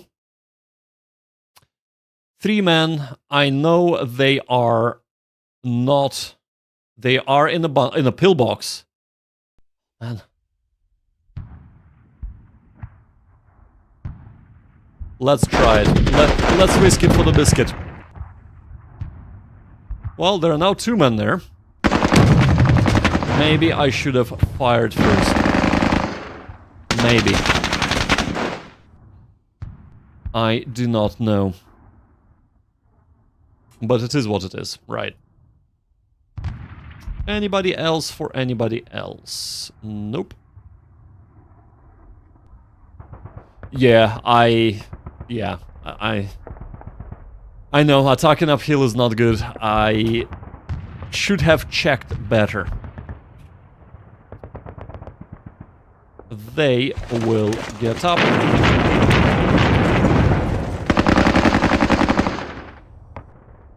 And get disrupted. But that is fine. Because we have just found another AA gun. And guess what? Perfect place to assault them next turn. Which we shall do. Actually, how about... Oh, are you serious? I thought I called the mission.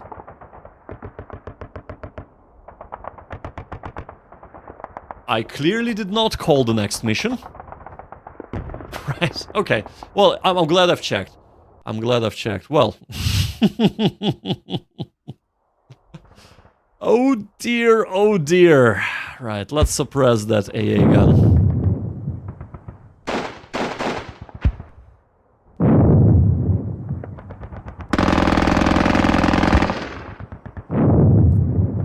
Ah, man.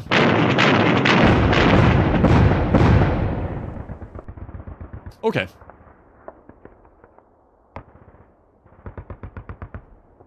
I think that is it. Right, while this is happening, I'm just gonna zip out for one moment, and I shall be right back.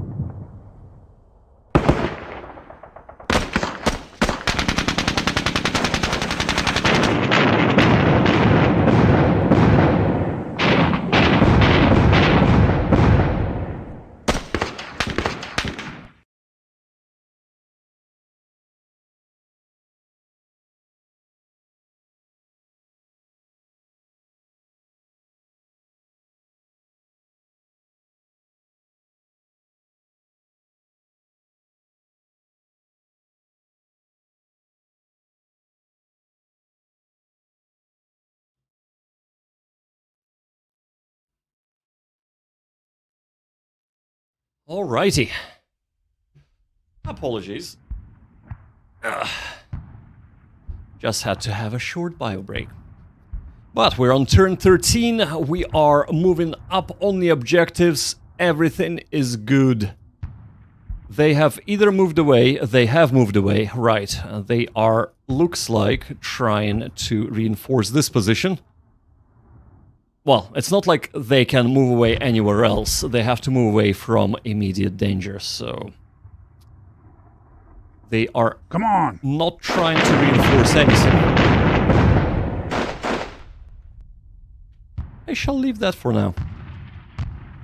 I shall leave that for now.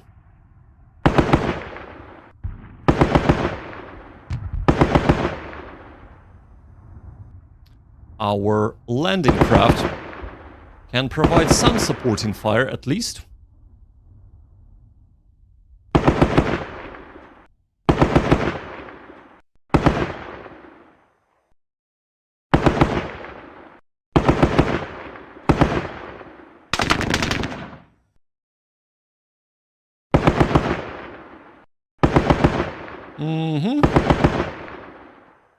Well, I wasn't expecting much, and I got exactly what I was expecting.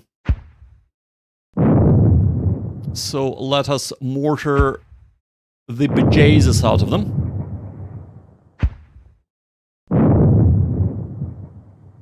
And again, all of this is literally just to soften up the defenders. I am hoping for a kill here, of course.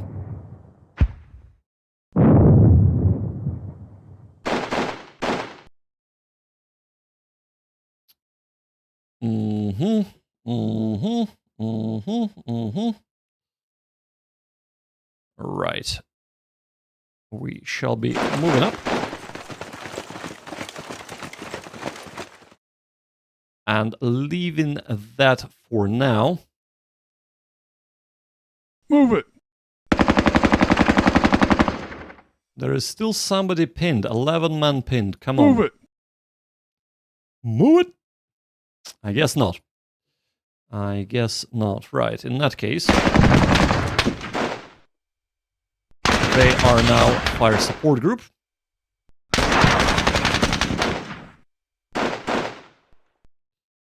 While these men... Oh, I see. These men have lost a satchel charge. God damn it. Okay. While these again are gonna assault.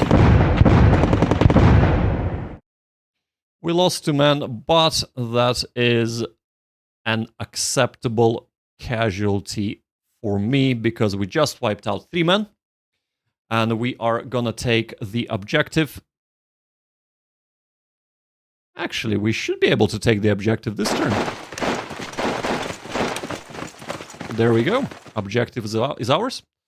So we're gonna be holding this position until the end of the game. We do not need to move anywhere, which is perfect. Over here. Well, let's, of course, provide some suppressing fire towards our last objective.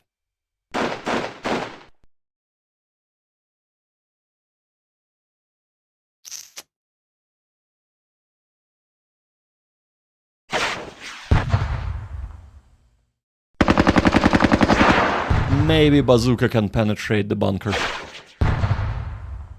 It is a... Oh no, that's not a bunker. This is a bunker. This is nothing. So...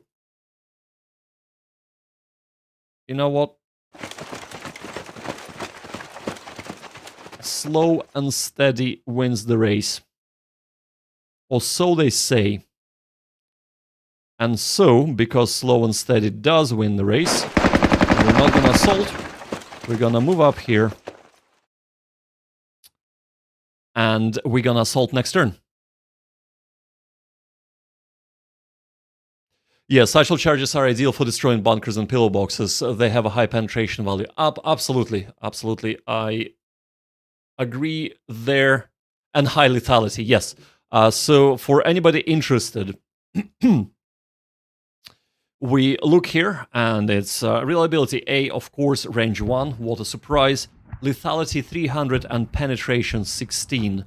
So that is fantastic in order to be able to clear trenches, improved positions, bunkers, and of course pillboxes, which are, I think, the most fortified positions available in the game.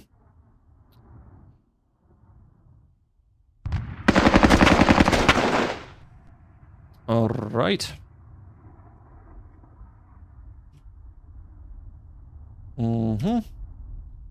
Over here.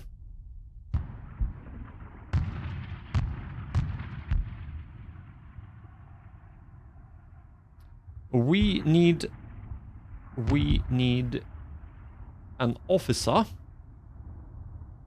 Oh, did our officer get killed? No, he didn't. Oh, here he is. Here he is. Never mind. He did not get killed, but he does not have enough movement points, right? So next turn, he'll move. We basically need an officer here to rally our men back up.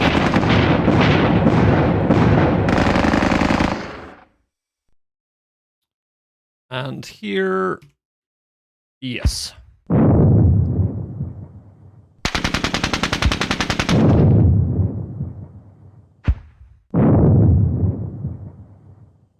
Fantastic. Cause nothing but. Let's see what the next turn brings.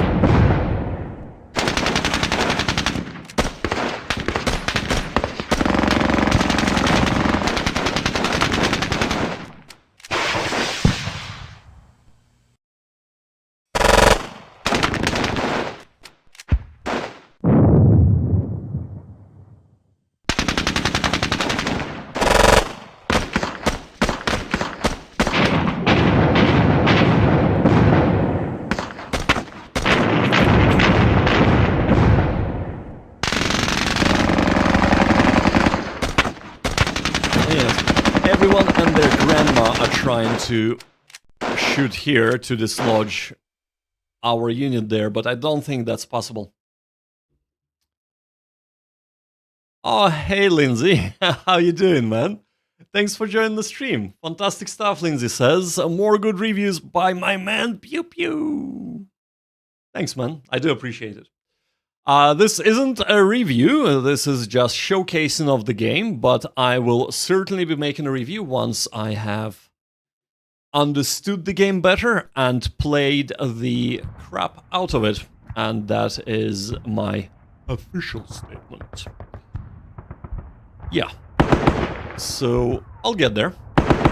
But for now, we are just having fun, showcasing the game to prospective purchasers, because I think this game is so worth it, especially on sale. This is from my first impressions, okay? I have played the Squad Battles Grenada. A little bit of it, I haven't completed it fully. I am playing Winter War at the moment, which is a lot of fun as well. It's again a Squad Battles game. And from my experiences with all of these games, the Eagle Strikes is definitely worth it.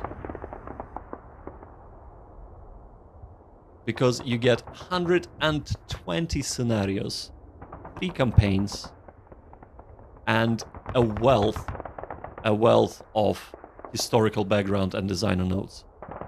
If that is not worth it, I don't know what is. That's for £25, if you're talking about pound sterling or your regional equivalent.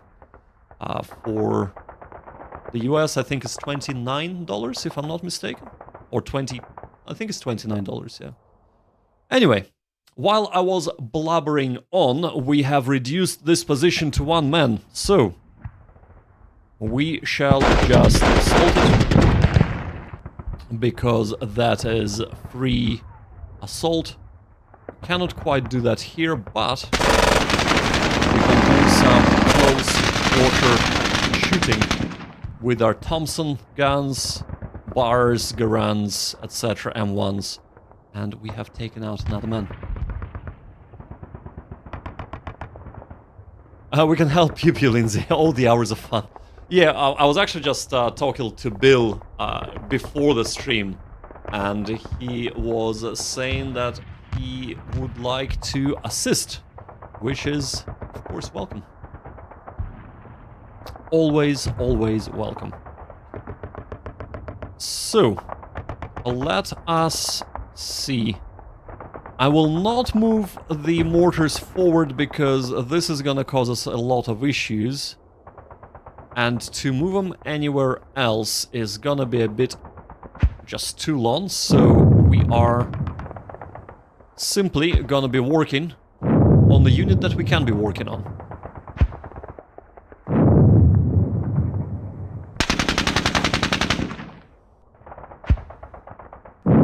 And hopefully causing some damage.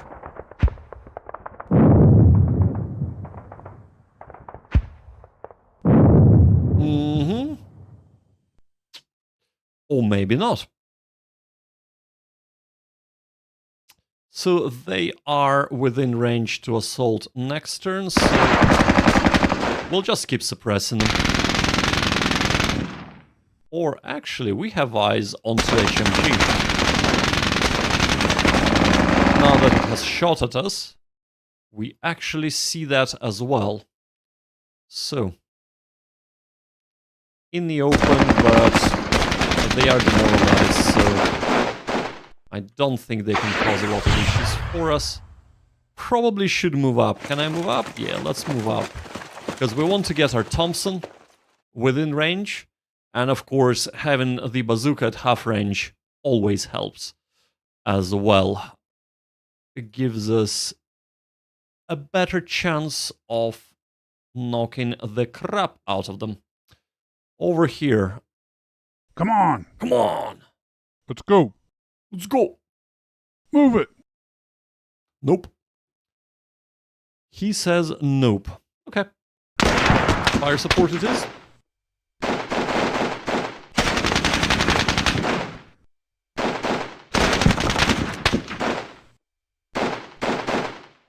So we have a pinned unit.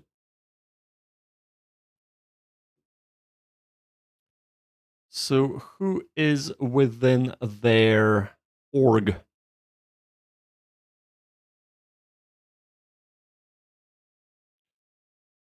So first section 1F, first right. Okay, second Ranger Battalion. So that would be this dude. Well, you, my man, got an urgent mission.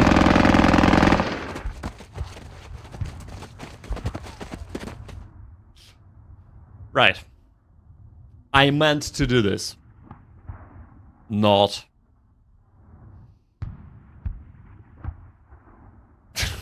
Right. We'll move back next turn. Hopefully the Germans will not appear out of nowhere, hiding in the bushes somewhere, or here. No, they shouldn't, and retake the objective. But yeah, we'll go back to it. Now, here we are gonna be moving forwards. Forward. And rallying up. And then probably not being able to assault because it's 16, so we'll just do close range fire here. Over here, we are kind of blocked. So let's suppress in other ways.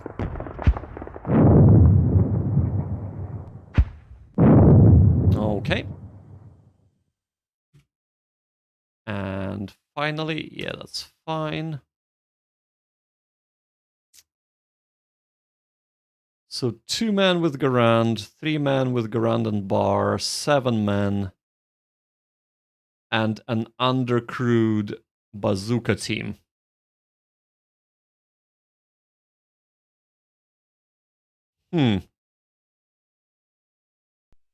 The easiest thing to do would be to overstack ourselves. But let's not do that.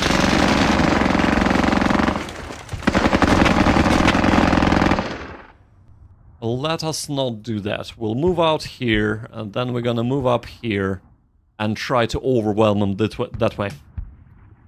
Right.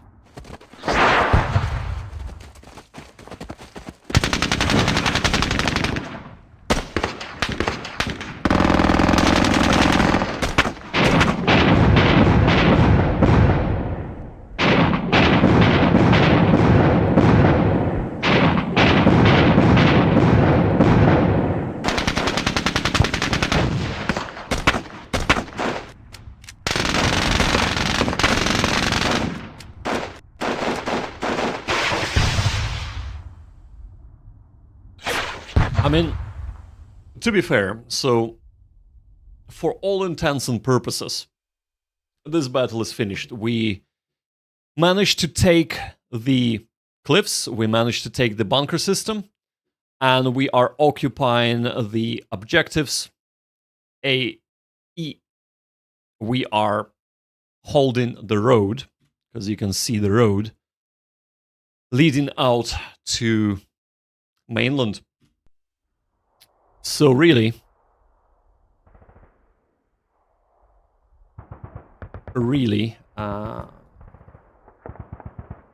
probably do this.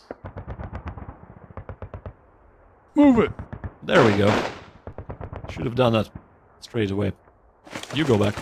Yeah, so in reality, this kind of is just a mop-up operation. He's trying to get away, isn't he? Well. Oh, we don't have eyes, do we? Yeah, we don't have eyes there. Right. We'll move, but here we still have eyes, so let's do this.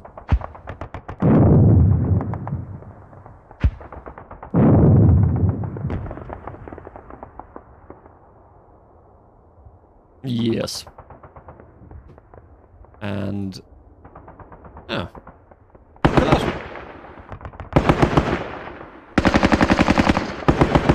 Our landing craft found something to do. And they're actually causing some casualties. Fantastic. That's all victory points for us.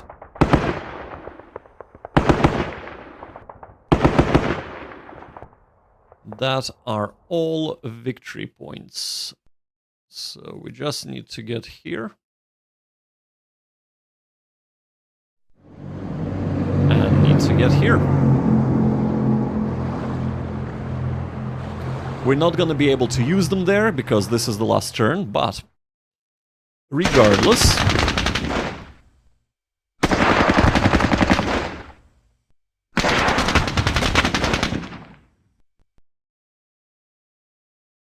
yes. You know what? I will just shoot at them. And that was a correct decision. Right.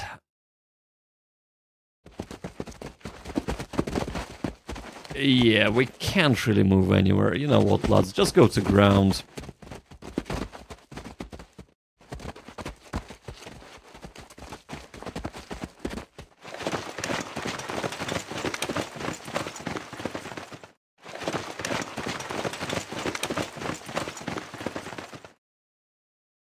Oh, have we shot with them already? Okay.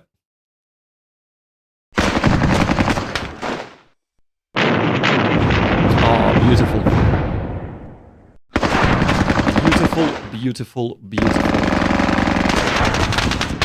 That's exactly what we want. Them being pinned gives us an opportunity to push the assault. And actually annihilate him while definitely move him out of the pillbox. Opportunity, not a given. So let's see. There we go. We managed to kill 2 men, so again, this hasn't actually displayed that we killed them, unless I missed it. I don't think so. Oh, yes. Well, I was bound to get lucky, right? I was bound to get lucky.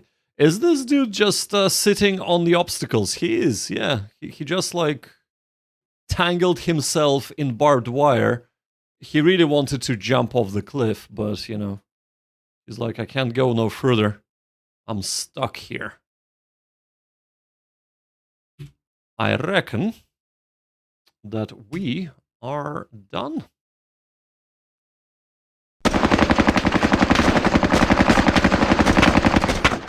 Oh, wow. Okay. I think this is the only remaining German units on the map.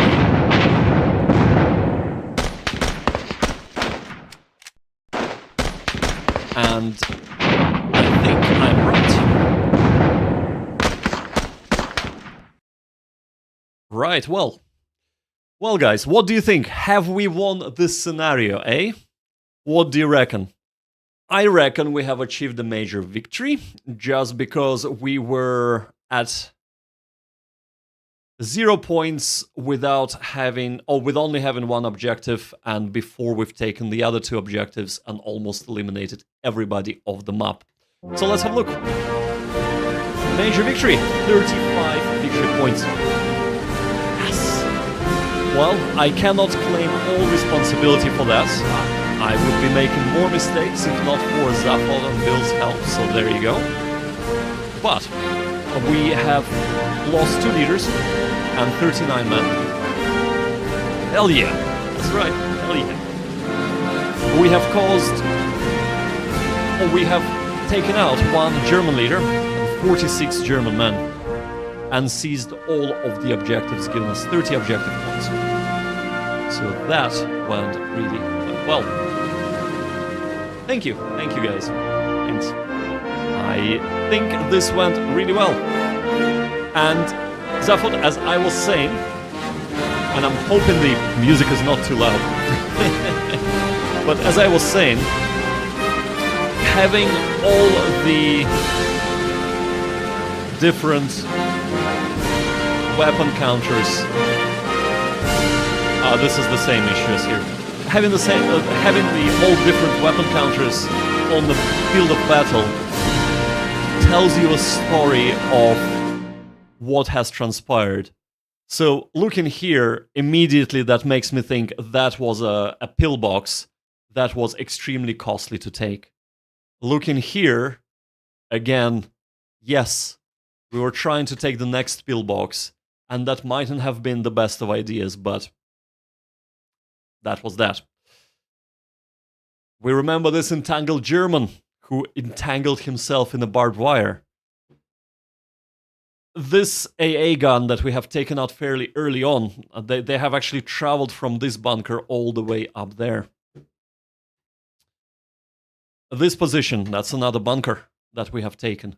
So all this, it's kind of just tells a fantastic story, which I really, really like. But enough with the nonsense. Let's actually think what has gone well and what has not gone so well in this mission. So at first, we had a bunch of landing crafts ready to land and take of course, the what little rocky outcrops there were on the beach, and then scale the cliffs. Our idea was to use our mortars to land here and establish basically fire support positions. Then we were to move up with our flanking platoon, because we had almost a platoon of men, and move up through the back hedges, taking the 2 rear positions, while our assault here would take the bunkers, immediate bunkers to the front, and our fire support position would try and cover. So on original landings, we were a little bit surprised because the cliffs were a little bit steeper than I have anticipated, and that caused a little bit of a confusion as to how to scale them. I didn't get confused to use the scaling points, grappling points, but we actually needed full amount of our movement points. If we were on the ground, we couldn't get up and scale. We had to be standing up to scale. So that took a little bit longer than necessary for us to get up, but probably saved us on casualties as we did. We scaled on the left-hand side without any issues whatsoever, and were able to start suppressing the position here and here.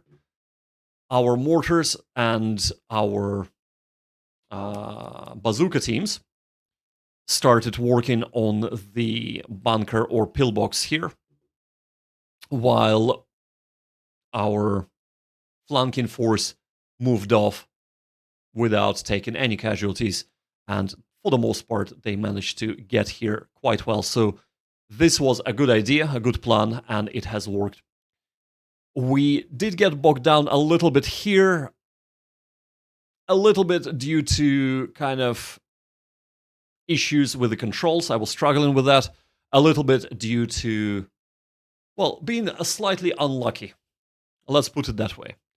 But we managed to wrap up here quite nicely. But before we go there, our landing here was a little bit of a disaster. The moment we scaled the cliff here, going into the improved positions with our mortars and our other support elements, we were greeted by amazing garage rigger. Hey, nice cut. Have a nice stream. Thanks, man. I do appreciate that.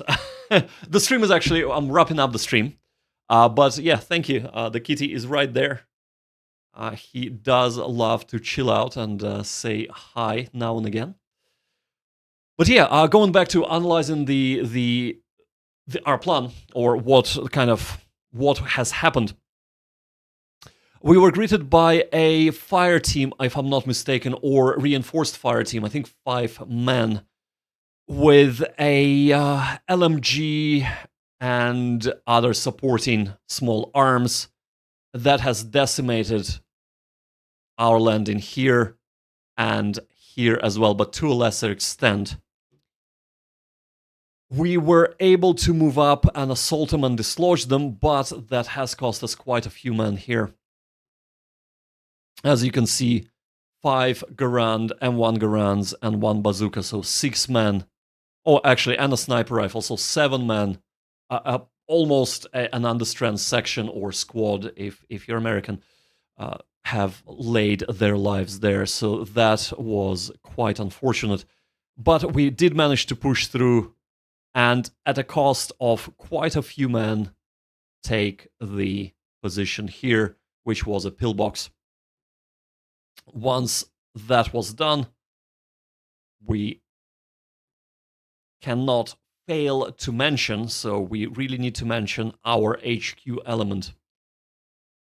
By sheer luck or positioning the landing of HQ element, they were in a perfect position to first assault the bunker and AA gun there, then the pillbox, then another bunker. They were literally our shock troops, and they have not sustained any casualties in any of the assaults. They have sustained casualties from fire, but not from the assaults, which was crazy funny and fantastic. So they have finally taken the objective, and with the help of being reinforced, I think, by a bazooka, unless this is the original bazooka team. Over yonder, Amazing Granger says, I didn't see Command Ops 2 on your channel. How could that be? Do you know this masterpiece? If you know, then why don't you play it? Well, I do have Command Ops on the Steam. I have the free version. I simply haven't gotten around to trying it out. Also, and I know that Command Ops is slower pace. It is a war game after all. It is real time, and I do prefer turn-based. In saying that, I understand that the time scale can be real time, so you don't actually need to worry about time at all. But I still do prefer turn-based. If possible, we go. But if not, the Eagle Strike has, or well, any squad battle games have fantastic kind of way of handling I go, you go system, but with opportunity fire during the opponent's turn, so which makes it kind of almost we go, but not quite. But yes, so Command Ops is on my radar, but I just haven't gotten around to it because there are a lot of other games that I am playing right now. I'll get there eventually, man. I'll get there eventually. Trust me. But anyway, let's go back to assessing what has happened. Great Aster, to each his own. Absolutely, man. But yeah, so we have moved out here. Over here, due to my ignorance, I did not know what would happen when we reach obstacles. So we decided to do a field experiment and send our almost a whole platoon, which was a little bit stupid of me, but we sent the whole platoon right into the obstacles, and, well, they got pinned. As simple as that. Thankfully, there was a leader with them, but it still took way too long to untangle from the barbed wire and move out. And that was a mistake, but we have chalked it up to learning on the job. Because guess what? All of these men here, that was most likely, and I think I would be right in saying that this, actually not most likely, but this was their first action. Because I don't think, whom do we have here? Second Ranger. Actually, Second Ranger might have been in North Africa. Don't quote me on that, but they might not have been. So, but yes, most likely this was their first action, so they were learning on the job, same as I. Anyway, that, of course, was educational experience. Over here, we started moving up.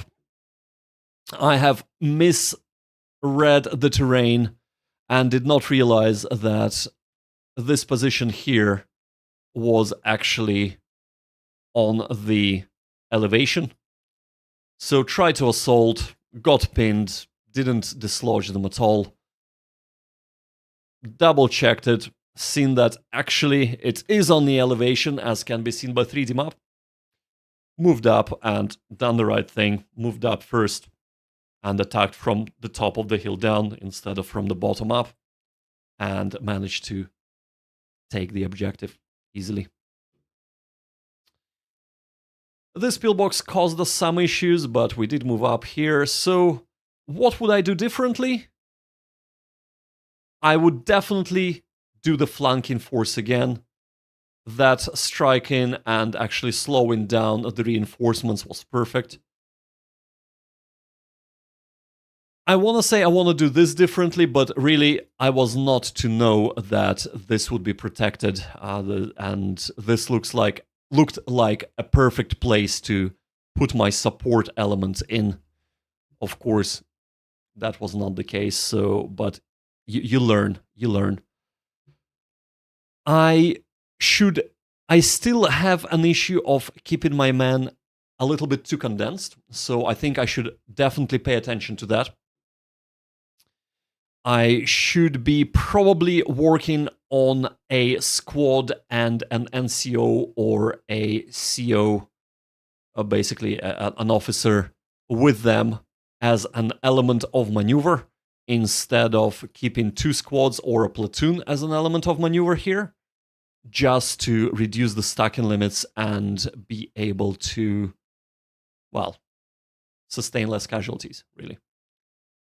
But apart from that, apart from a few mistakes here, a few misclicks here and there, I think I've done well. Zaphod gave me a perfect, and it's something so obvious that I should have thought of that, but he gave me a perfect tip of looking at the unit you want to shoot and seeing what they're seeing to be able to position your units like boats in this instance. So I shall be utilizing that going forward. But for now, I think that went quite well. I will not be attempting another mission tonight. I think that we'll leave it here. I think what we've been streaming for almost 3 hours now, so that went longer than I anticipated. But we shall be streaming tomorrow yet again. So do join us. We'll be doing another mission. Maybe Utah Beach, maybe something else, we'll see, but something a lot of fun. But for now, I think you might still have some time to grab the game on a discount, so if you liked what you see, I do encourage you to do that. The amount of just content in here is crazy, and I am enjoying my time with it. For now, though, thank you so much for watching. And as always, guys, do gaming, not war.